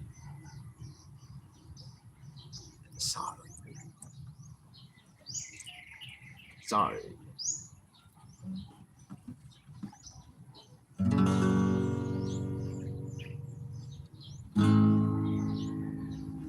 What are the lyrics? I was your baby, your firstborn hot girl in a comp sci class. Raised to kick your ass. But on hearts. You dumb bitch, I love you, I love you, I love you, it's true. I wanted to be you and do what you do. I lived here, I loved here, I bought it, it's true. I'm so stupid, I feel abused. I have not listened to any of Penelope Scott's recent songs. Rat's the only song I've ever listened to. But Rat is really good. That was about the time that I got into Mother Mother. Mother Mother is really good.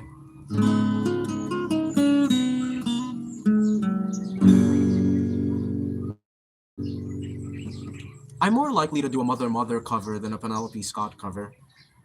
Than a Rat cover. Mother Mother's so good.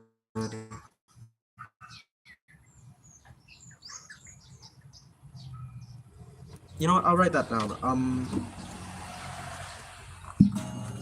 The only note that I've ever put on this notebook, Sin Eater. I'll listen to it. I forgot to listen to Poor Man's Poison. I'll also listen to their songs after this. Poor Man's Poison. Yes.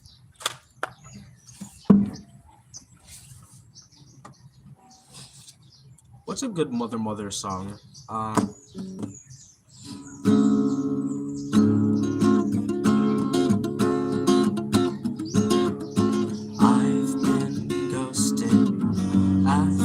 Ghosting along, ghost in your house, ghost in your arms. 5 minutes when you're tossing, when you're turning asleep. It's because I'm ghosting your dreams, and this is why I have decided to leave your house and home unhaunted. You don't need to guys to sidekicks. You don't need treats, and you don't need tricks. You don't need treats. You don't need tricks. You don't need no Halloween. You don't need treats. You don't need tricks, and you don't need rain. What the fuck? If it's not blazing hot, it's raining like hell. Jesus Christ. Jesus H. Christ.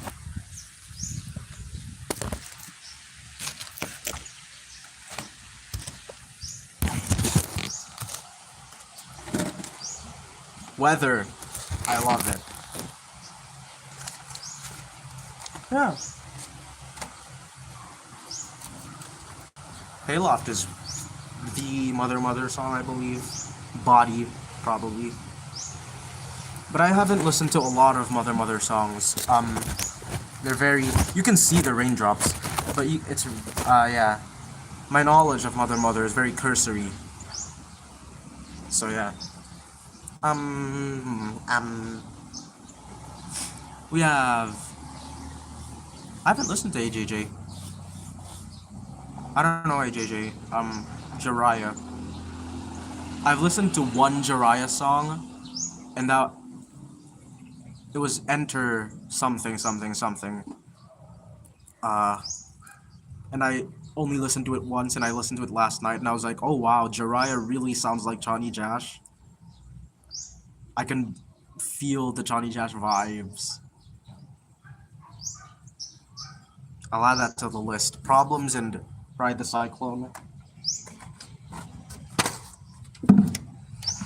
Right, if you have any more lore-related questions, feel free to ask, and I shall answer to the best of my abilities.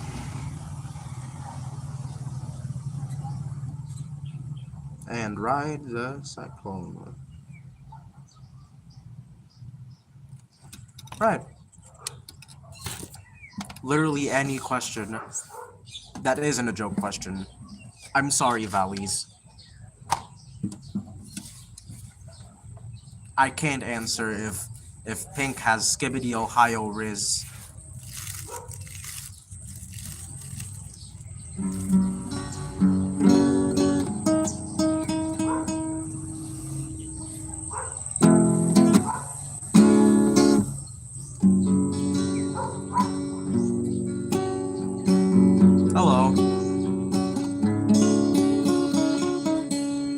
I guess I could stick around. It's 7:24.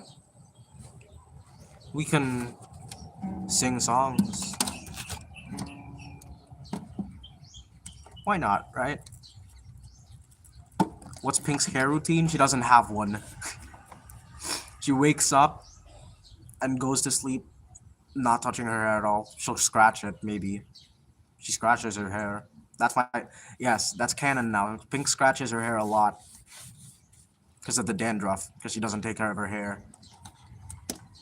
Doesn't care at all. She only uses shampoo when she wants to. She only bathes when she wants to. When she feels like it. No, she's just really bad at hygiene. Like, extremely irresponsible with taking care of herself. What was it, that one song? Sudafed. Ooh. And then the day after this, you see a Sudafed cover in my channel? No.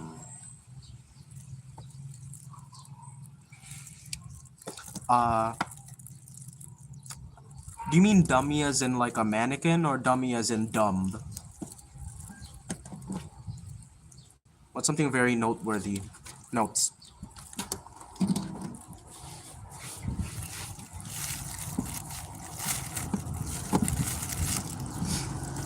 I wouldn't say Pink is dumb. You could say that they're all equally intelligent. Indigo's probably slightly more intelligent, but they're all basically on the same level. But Pink doesn't really care about knowledge. Or Pink is much more comfortable feeling rather than thinking. But they all have the same capacity, you know? But she's very emotionally intelligent. Pink is Winnie the Pooh.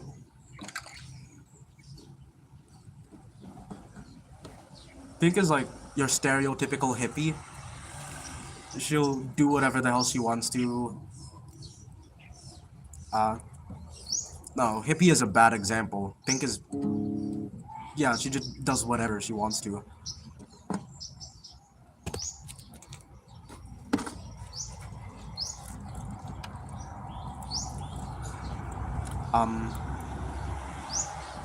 Yeah. See, in terms of hygiene, Pink is the least hygienic out of all of them. Indigo would probably be like... Indigo would be the healthiest one. Indigo canonically is the one who's the only one who's constantly trying to pull themselves together throughout the entire thing. Eventually he just grows tired of it. By the Mind Electric, he's just tired of it and gives up. And that's the last straw that causes everything to fall apart, basically. But otherwise, Indigo is very tidy and well kept. You can tell that the sun is back. They really said storm and a spring. But yeah. And Violet is obsessive with hygiene. Violet is really, really, really obsessive with the way that she takes care of herself. To the point where it's so extreme that it's like in the Mirror Man, the original Mirror Man music video, where he's brushing his teeth so hard that they bleed or something like that. Like, it's way too much. That's what Violet does. In order to be absolutely perfect for the audience, she'll mutilate herself if she has to, for the enjoyment of the audience. Because it fulfills something within her. Her masochistic tendencies, I don't know. That's not canon. Violet is not masochistic. That would be Pink. Pink is very... I said I'd be singing, not talking about all... For the third...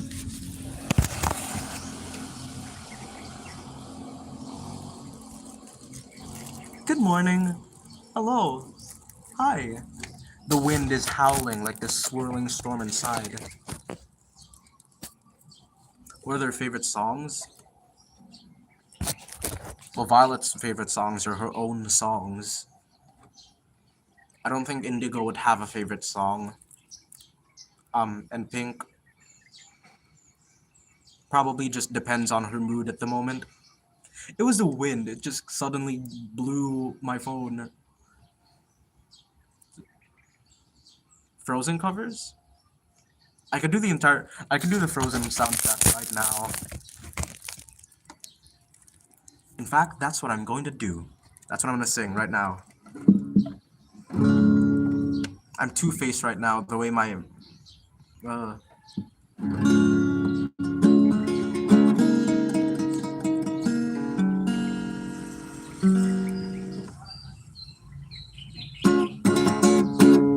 that's Hamilton, that's not...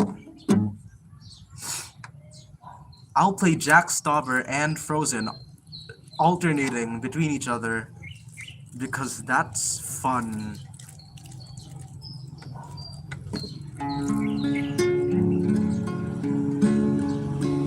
Violet goes by she, they, and I also go by she, they, because I'm also Violet. I am Violet. Pink goes by any pronouns, but everyone just refers to her as a she. And Indigo is a he. Yeah, those are their pronouns.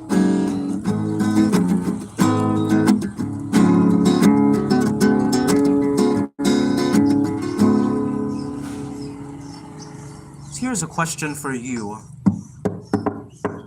Do you want to build a snowman? Come on, let's go and play. I never see you anymore. Come out the door, it's like you've gone away. We used to be best buddies, but now we're not. I wish you could tell me why. Do you want to build a snowman? It doesn't have to be a snowman. Get the fuck away from me, Anna. Okay, bye. Do you want to build a snowman? Or ride a bike around the halls? I think some company is overdue. I've started talking to the pictures on the walls. Hang in there, Jonah. It gets a little lonely. All these empty rooms, just watching the hours tick by.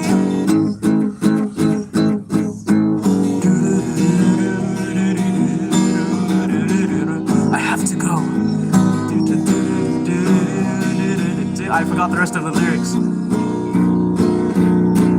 Oh, Elsa, please, I know you're in there. People are asking where you've been. They say have courage, and I'm trying to. I'm right out here from you. Just let me in. We only have each other. It's just you and me. What are we gonna do? Do you wanna build a snowman? It doesn't have to be a snowman.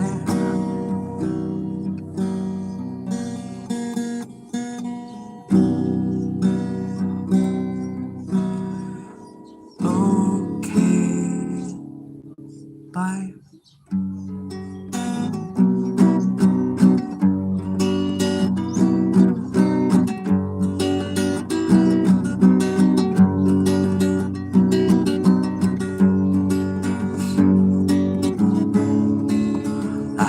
The cupboards and drawers, check the least walk spots on the floor. Happy to be home, safe and warm. I said I was gonna do Bo Burnham. Or was it Jack Stauber? I keep mistaking the two.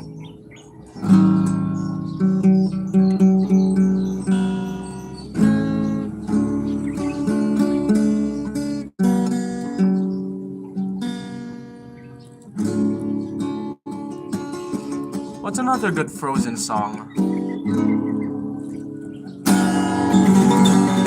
coronation day. It's coronation day. Wake the fuck up.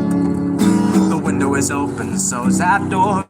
I didn't know they did that anymore. You knew we owned 8,000 salad plates. I imagine standing there, beautiful figure, tall and fair. I finally get to open up the gates.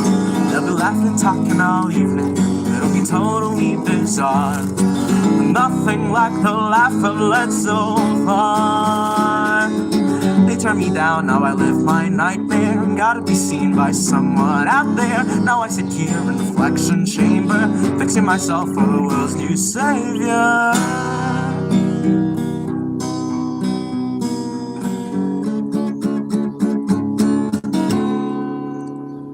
Tell me, why does it sound so easy to breathe?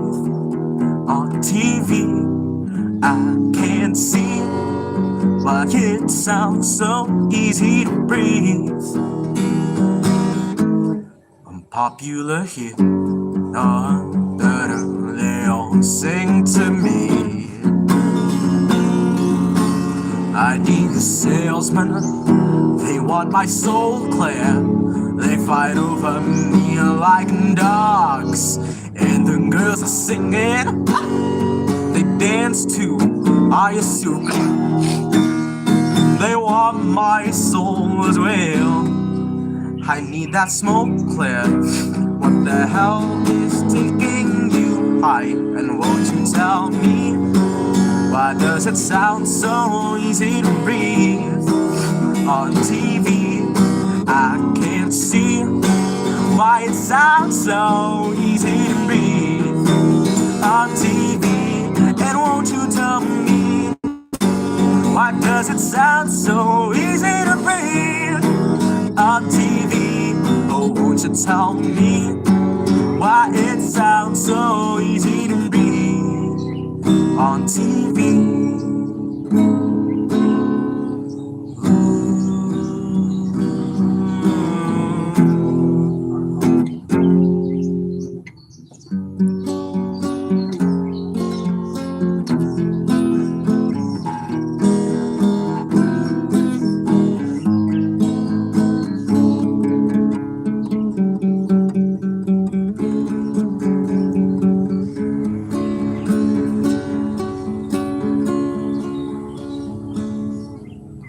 Mama needs a little bird to land on.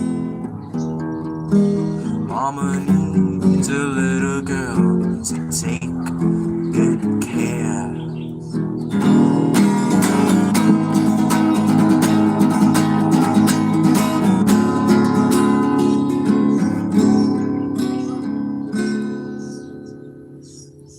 We see you, oh Paul, your troubles are miles away.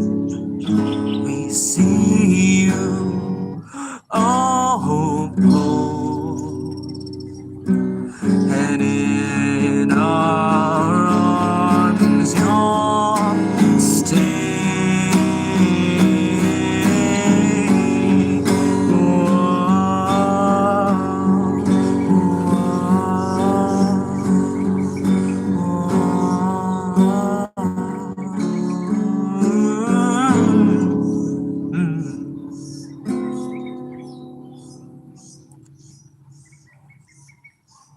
This is my favorite Jack Stauber song. Reindeers are better than people. Savannah, don't you think that's true? Yeah, people will beat you and curse you and cheat you. Every one of them is bad, except you. The people smell better than reindeers. Savannah, don't you think I'm right? That's once again true for all except you. You got me. Let's call it a night. Good night. Don't let the frost bite. Bye.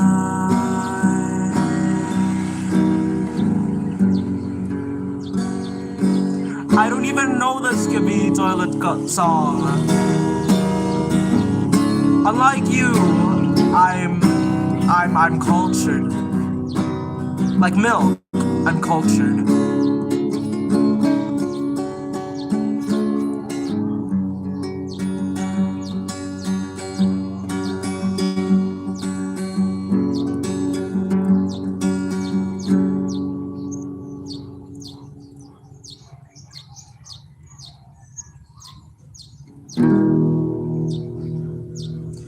Screw you. Vampire reference in A major.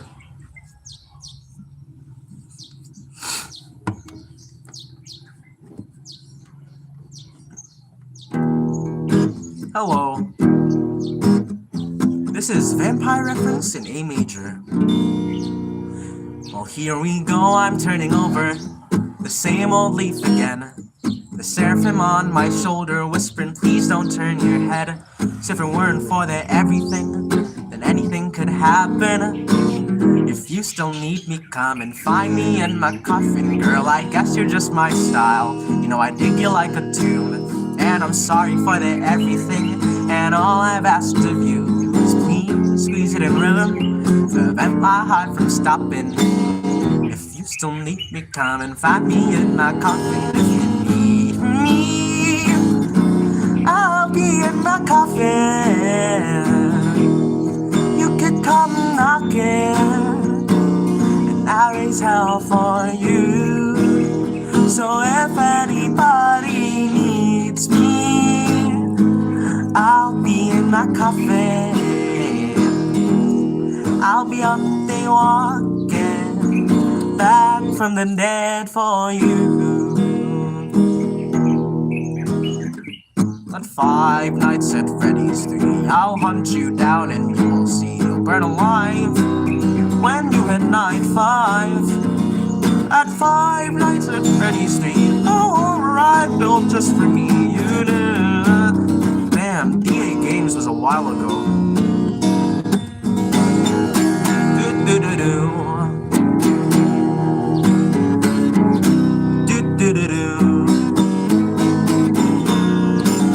Behold the horrors, they lurk beneath the shadows of remorse.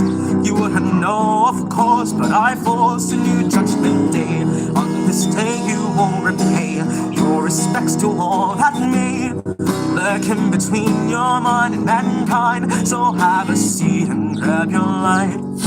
This begins to run you dry, while darkened thoughts your hollow ground. I'll give myself to be complete, be as it may. A courtesy remains, so we offer you our darkest passion. Take off that blindfold of yours and reveal that soul that dies. I will just be kind, turn to run and hide. I will capture all the time. This night no longer shines, your tears divine, you'll now be mine. I can't just impromptu make it in another guy's song. Yeah, Left Behind is just another guy's song.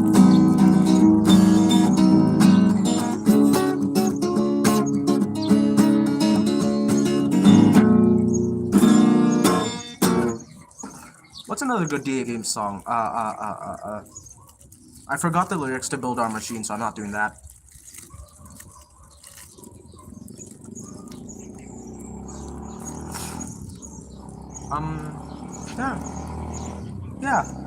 Yeah. Green by DA Games is so good. I was a hardcore DA Games fan in 2020. I've already made a cover of Green, so I'm not gonna sing that. Let's see. That's another good DA Games song that I remember the lyrics of. I'm not particularly a Living Tombstone fan. I haven't listened to a lot of their songs. I'll look up the lyrics for Instruments of Cyanide. Cyanide. Lyrics. That spells Purix, but sure. Place that here. There we go.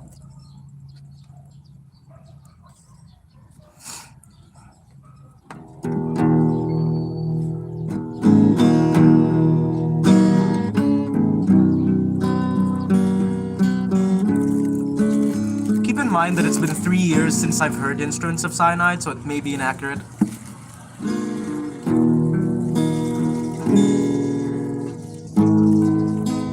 Trapped within the silence inside, watching as the days go by outside.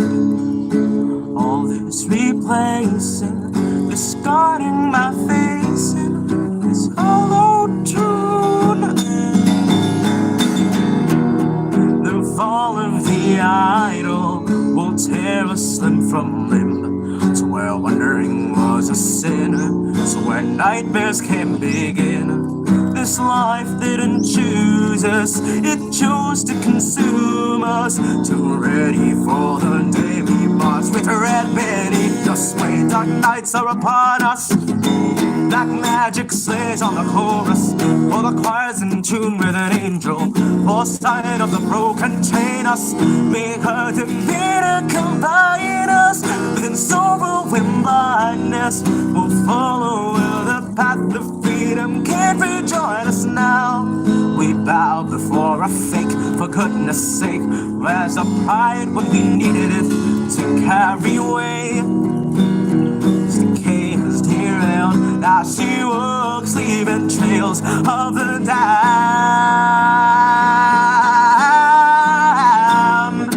I am not the sunshine, I am not the moon at night. Well, who else could I be when I can't even see? Well, I won't be my moon at night. I'm no one now, there's nowhere in between. Fall into the hands of sorrow, down by the darkest bay. Walk into the pit of silence, I am the one calling your name. I am name of violence, sent you down to hell, live or you will die. So I create this instrument of cyanide. What's your mind again? I don't know your mind.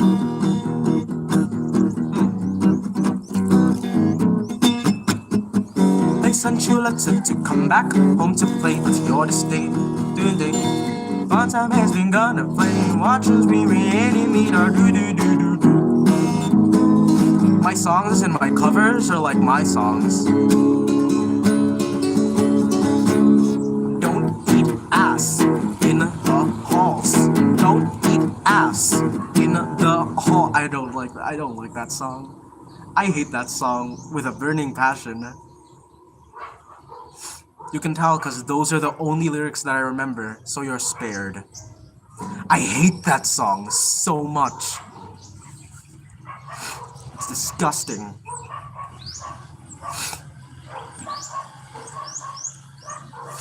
But that's DA Games' humor. Recently he made a song called Mr. Dirty Balls. It's about as raunchy as you can get. Mr. Dirty Ball. I couldn't bring myself to listen to the entire song for Mr. Dirty Balls. Like, it's really obvious that it's meant to be just like a parody. It's meant to be like really, really crude humor. But also, it does its job so well of disgusting the audience that I physically cannot listen to it. I can listen to I Just Took a Shit. I cannot listen to Mr. Dirty Balls. And both of those songs were released in a similar time period. I'm a DA Games nerd. That's my hidden DA Games nerd side. Anyway.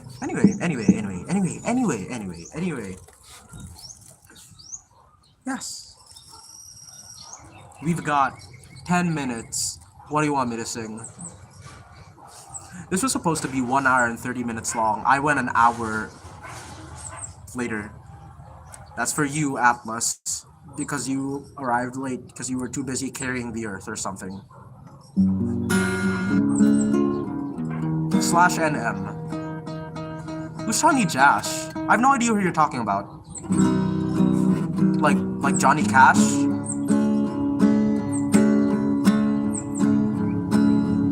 I haven't listened to any Johnny Cash songs. Well, theoretically, I didn't pirate. What? Okay, wait. Funny story. I actually pirated FL Studio from. I got a pirated copy from Will. Will you stay? Not Will Wood. Yeah, Will Wood broke into my house and gave me a pirated copy of FL Studio. Yeah. So I was telling Will about it. Will you stay? And he just gave me the link to a pirated copy. I'm not giving you the link, but maybe if you ask Will, you stay. Will you stay?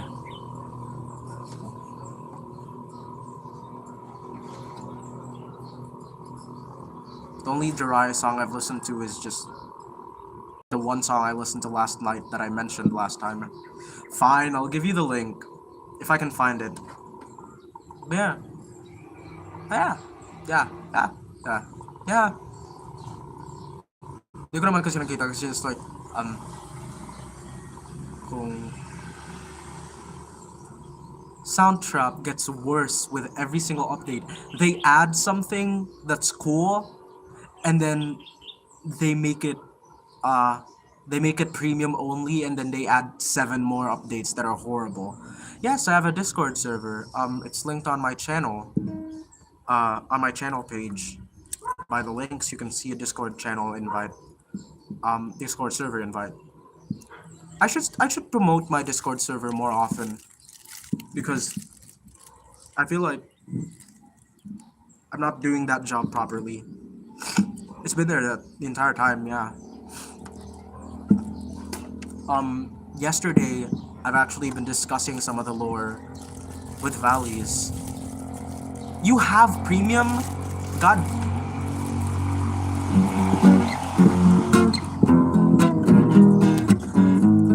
Well, it's really new. It's relatively new. I made it. No, don't fall. Don't fall. Don't fall. Please don't fall. Anyway, I made it. Okay, I made it months ago. I made it years ago, actually. But I only started inviting people into it after it was set up.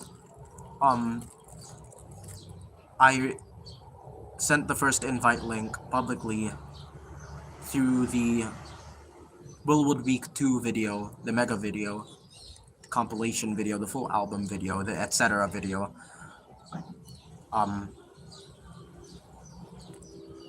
You know what, starting from the next video I do, whenever that's gonna be, I am going to be putting the Discord link into my descriptions so that people know. Soundtrap is ass. Like, people only go to Soundtrap because it's the only free website that's actually good, and it's still ass. Because it's made by Spotify, I don't know. But if you want to join my Discord server, a really bad Discord server, it's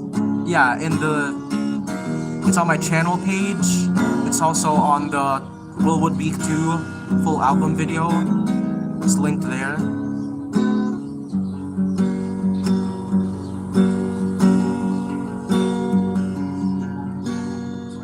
You're coming on with me.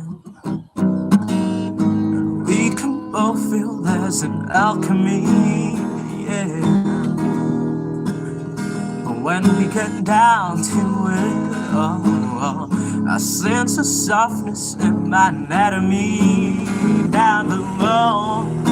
Sorry. Anyway. Yeah. I'm looking forward to seeing you there. It's not that active. Except for when it is. Which is rare. But it's a new server. So yeah. Yeah. You have 6 minutes. That's awesome. We have 6 minutes. I'm gonna sing 1 song or 2 or a mashup or something. I don't know. I'll get to it when I get to it. But I'm gonna sing a song now, and then after that, it's bye-bye time. for this very interesting conversation. A Johnny Josh song? You want me to sing one? Or two, or three, or four, or five Johnny Josh songs? Both these. What key is Don't Take It Personally in? Both these hearts are fading. Do.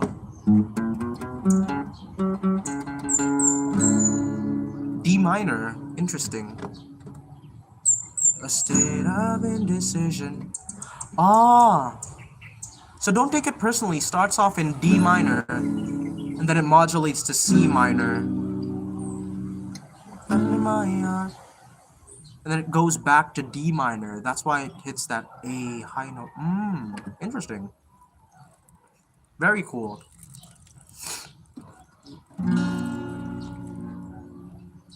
I'm gonna sing it in B minor, so I can actually reach it.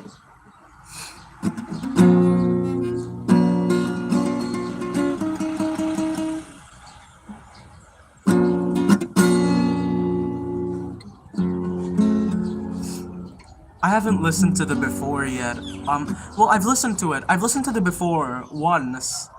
But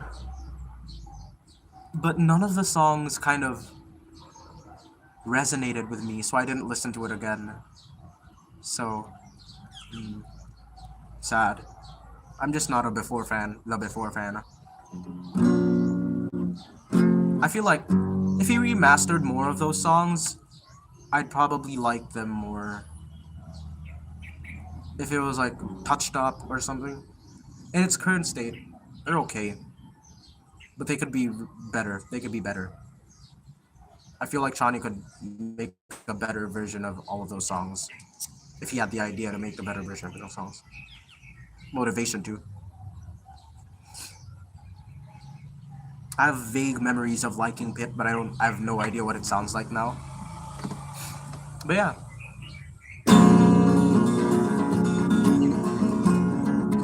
Both these hearts are fading. A cardiac arrest is waiting.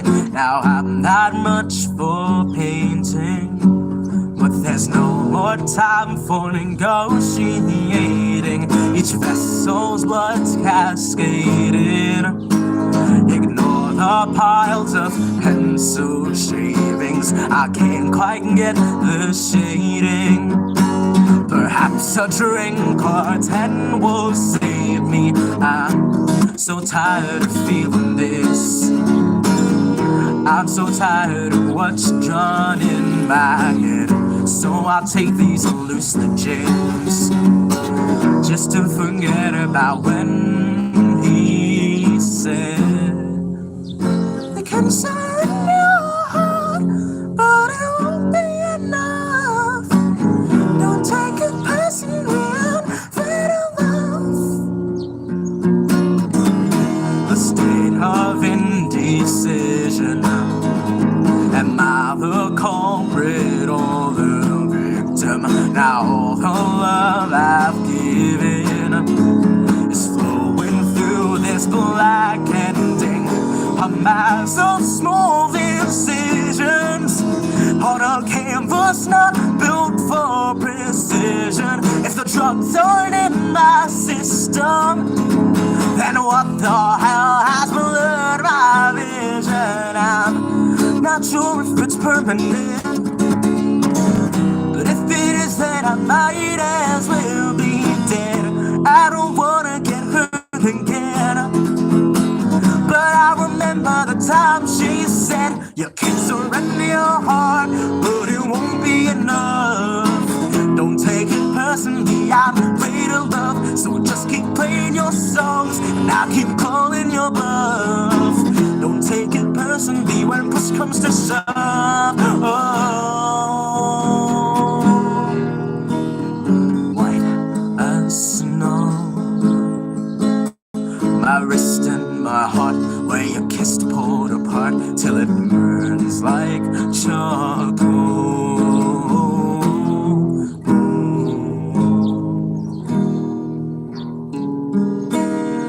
It's so cold I just wait for some warmth in this stick and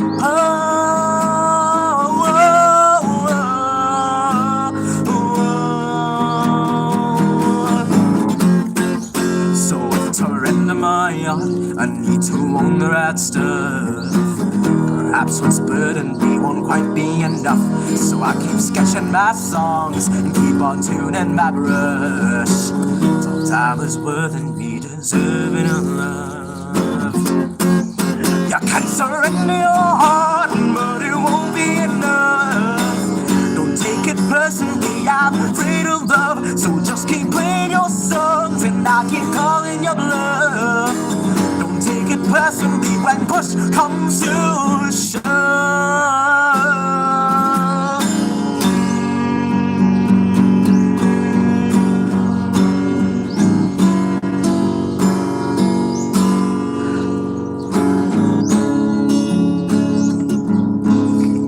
I'm screaming Mayday, Mayday, Mayday. Isn't there anybody there? No, this SOS is solely for me. I am to whom I scream Mayday, Mayday. I'm screaming Mayday, Mayday. I'm screaming Mayday, Mayday.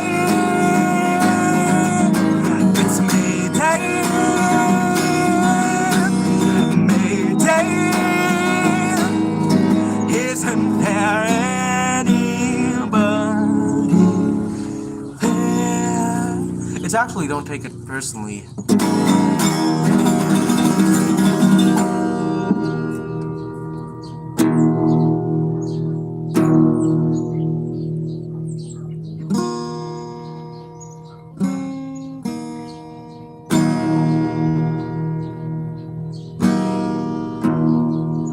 End the goddamn thing already. Yay.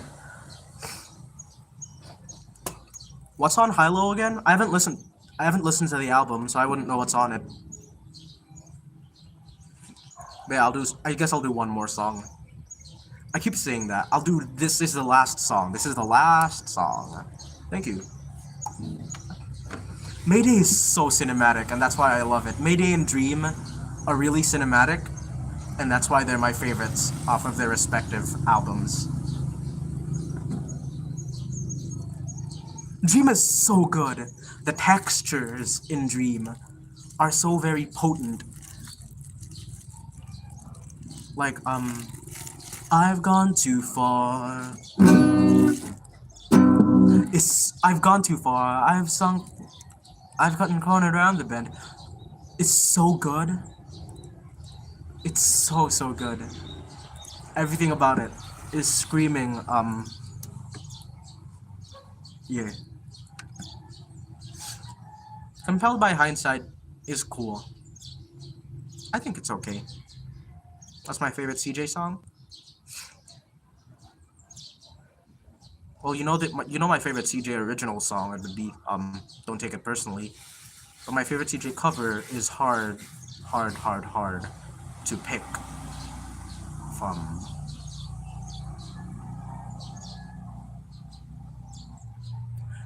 When you say favorite, do you mean like the one that you would listen to the most, or the one that resonates with your soul the most? I like the constant stream of hearts.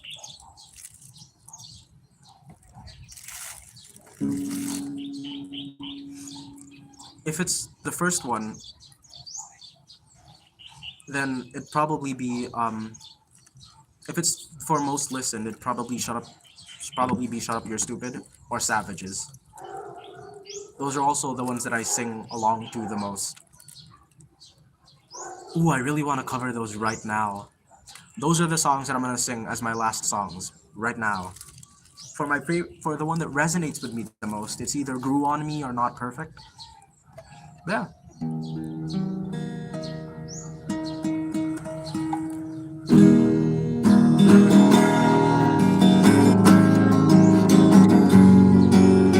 Have you ever been to a bar? I mean,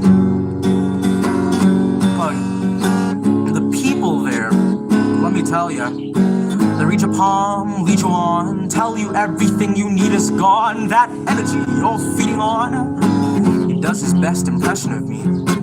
Says it came out unintentionally. Is it a simulation or an incantation? Perhaps it's just the sinking vibrations. Or perhaps you'll never guess. There is no subject. Let's just get undressed. Taking all my vitamins, searching for enlightenment. The word is way too frightening. There's not much that I like in it. Shut up, you're stupid, just kiss me. Shut up, you're stupid, just hold my freaking hand. Well, I thought maybe I'd shoot my shot at one of those handsome faces. Have a couple of drinks, make my stance advantageous. Play my pair of pocket aces. I'll get the courage to ask him out. He'll say he don't like man and giggle with his friends. I'll bust my hand and never see him again. Taking all our vitamins and searching for enlightenment. The word is way too frightening. There's much that I like in it. Taking all my vitamins and searching for enlightenment. The world is way too frightening. There's not much that I like in it. Oh, except you. Shut up, you're stupid, just kiss me.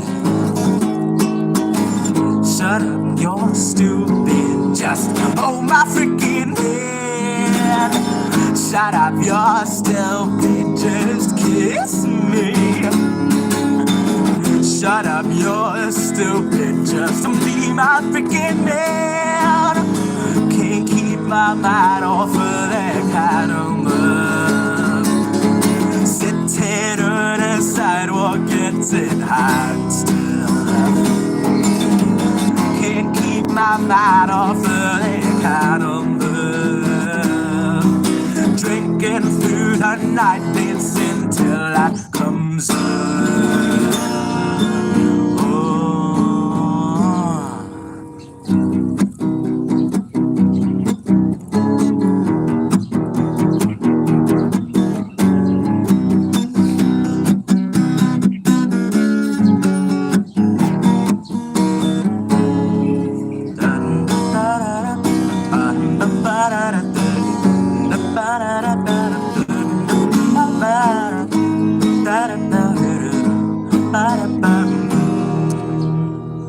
God. What started off with hearts alive ran out of breath. No bereavement and no grievances. Adam and Eve with no diseases yet. Our principles start fading while we're waiting. We're compromised and tainted till we become the things we hated. The world is run by evil people. The world is full of evil people. Please don't leave out you. I got carried away.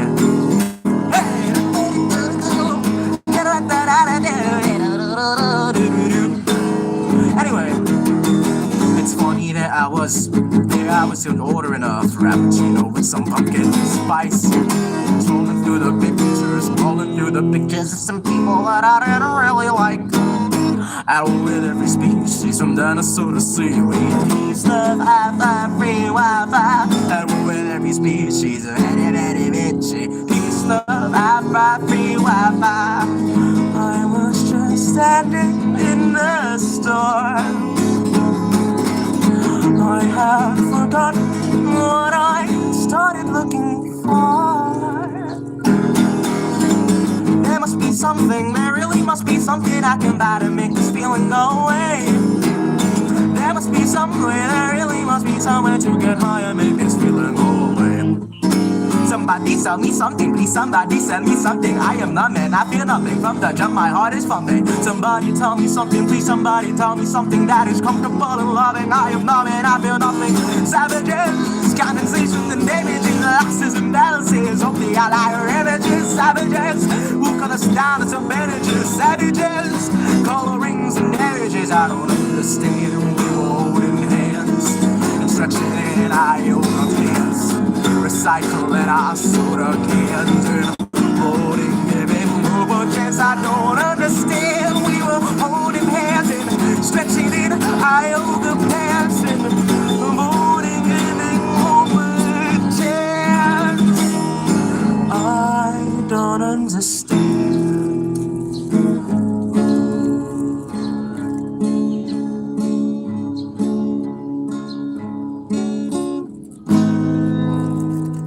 See, I did a bad thing. The version that I uploaded on the YouTube channel was incomplete. This one last song, I swear this is the last song, but this is the last song. I'll sing the full version of I Did a Bad Thing. Because the version that you see on the YouTube channel was just the chorus. I did that because I was bored. Here's the full thing.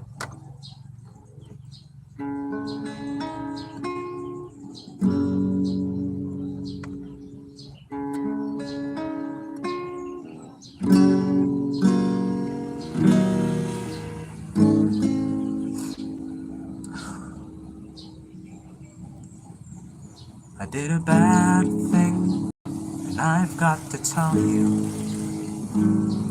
I did a bad thing that's weighing on my mind. And I know that you love me, and I see that it's so. But when you see me, you won't love me no more. Well, I'm singing it in E major right now.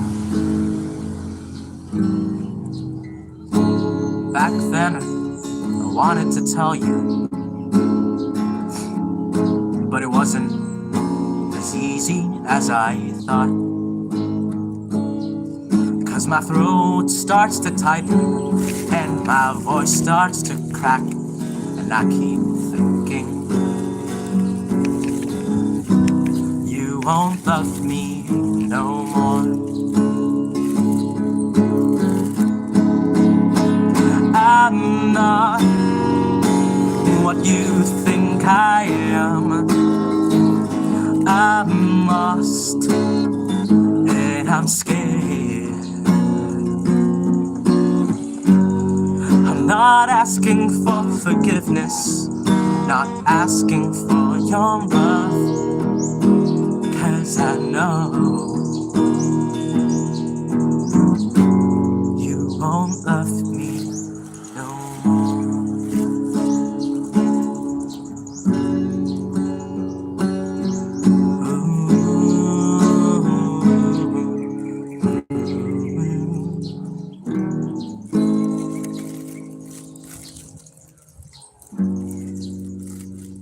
I'm not what you think I am. I'm lost and I'm scared. I'm not asking for forgiveness, not asking for your love, 'cause I know you won't love me no more.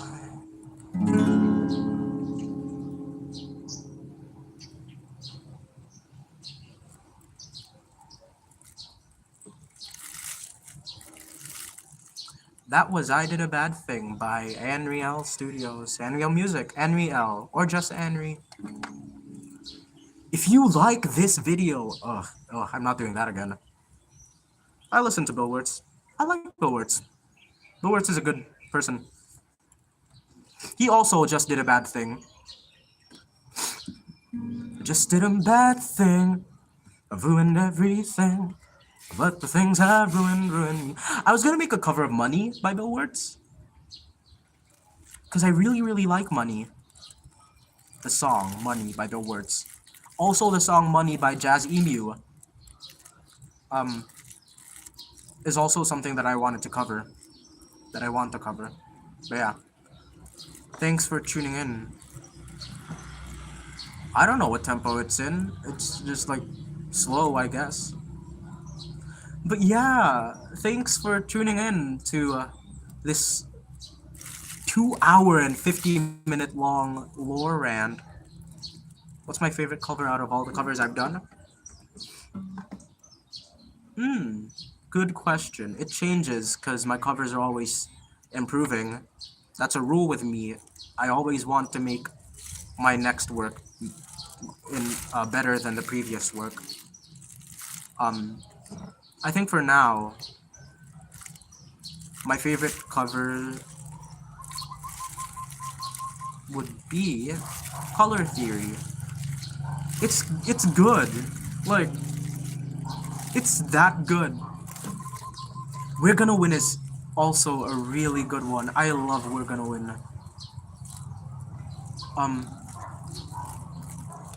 We're Gonna Win was my favorite cover until Violet came out, and then I kept topping Violet with better and better covers. For a time, Just Apathy was my favorite cover. Apathy, it's just Apathy. Love Me Normally? I like Love Me Normally. I think it's a really good song. One of my favorites off of the Normal album.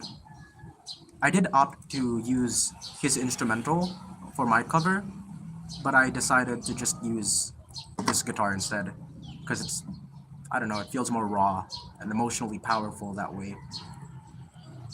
One of these days I'm gonna upload Love Me Normally separately, so that you don't have to open the full album video to listen to it. That's why it keeps falling, because I leaned it in front of this thing, which is moving because of the wind. Well, now we finally solved the mystery of that. But that doesn't matter, because this is the bye-bye moment. Leopard by Jack Stauber. I'll put that on my list. Where's my list? Yes, the sticker on my guitar says Dickies.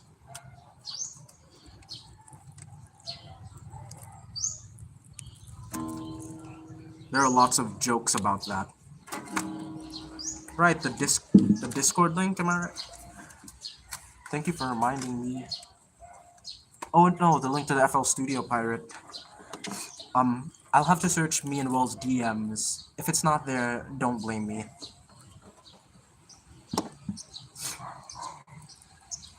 Squirrels in My Pants is so good. Squirrels in My Pants is one of my favorite covers to make. It's in my opinion, it's one of the underrated ones that I've made. Oh, yeah. Color Theory is kind of just, it's weird because every New Year's Christmas season, I get like a gigantic burst of energy. I saw that last year with Touchstone Telephone, One After 909, Busted, then it continued on and escalated to Heather, Mirror Man, and then eventually We're Gonna Win, and then Violet. That's what happened this year as well with Just Apathy, and then Outliers and Hypocrites, and then Color Theory, all banger after banger, and then the Will Wood thing, and then Two Trucks, and then Will Wood thing 2. God damn, a lot of stuff. I made a lot of stuff in the first third of this year, and I'm only now starting to look back and say, wow, that's a lot. That's more than I've made last year in terms of the first third of last year compared to the first third of this year. Yeah. Um, I should end the stream now, but before that, I'd like to say thank you to everyone who stuck around for the lore dumping, for all of the juicy, juicy lore. Um,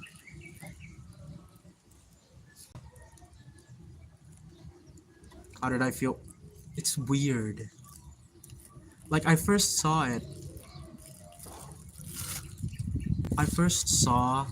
uh,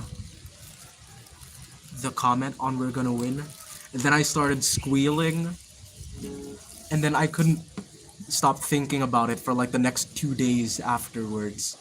Then I kept telling my friends like, "Oh my god, the person who made the song commented on it." They don't know who Johnny Jash is, but now they do because he kept commenting on them. Like it was amazing that he commented on "We're gonna win," and then he commented on "The Whole World and You," and then I'm back, and then he commented on "The Whole World and You," and then he commented on "Two Trucks," which Jesus Christ. And so I'm very happy about that, and I'm happy that he acknowledges that I exist and acknowledges that the stuff I make is pretty good. So I'm happy about that. That gives me confidence. It's so... I was shell-shocked for the first couple of times. And then by Two Trucks, it kind of faded down, but the charm is still there. That like, Johnny Jash replied to my Two Trucks video with, "What the automotive fuck?" That's the highest compliment for me. He saw Two Trucks and he commented on it, and he said it was ironically and unironically both really dumb and really hilarious. It's weird. It's weird. It's weird. He likes my stuff, and I'm like, it's very cool. It's very cool. I find it very cool. I have to stop myself from flapping my hands around because it's so cool. But yeah, yeah. Standing ovation, sitting ovation. Yeah. Two Trucks, throwing hands. I'll end the stream now before I delay myself again.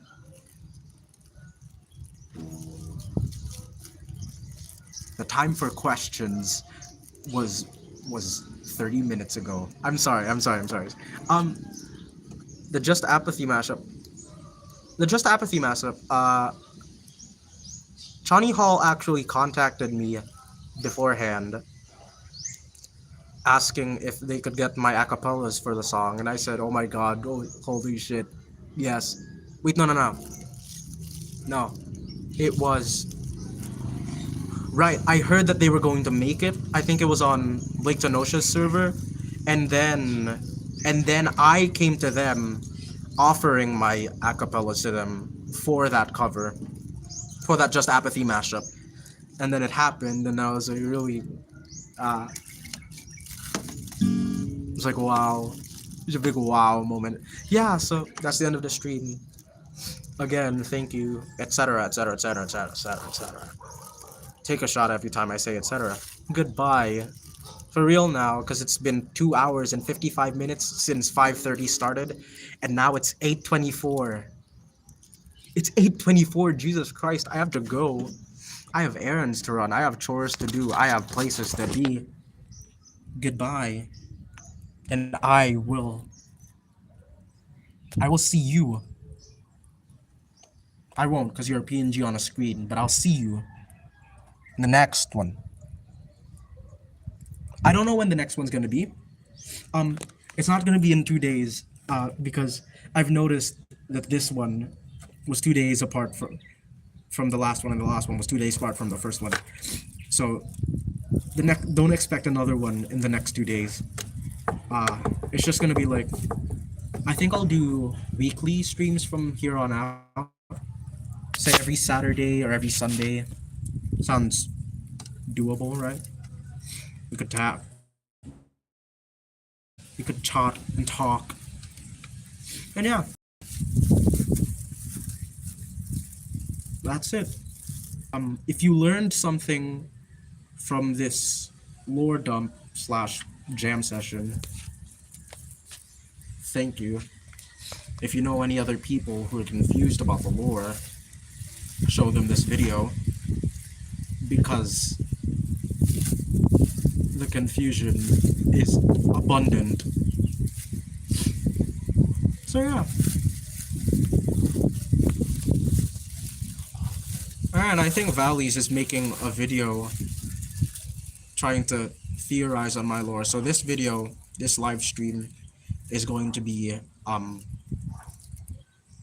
helpful in doing that. Anyway, I won't delay it any longer. Goodbye, goodbye, goodbye, goodbye. Oh yeah, here's the tree. Nice tree. I like tree. Goodbye. Goodbye.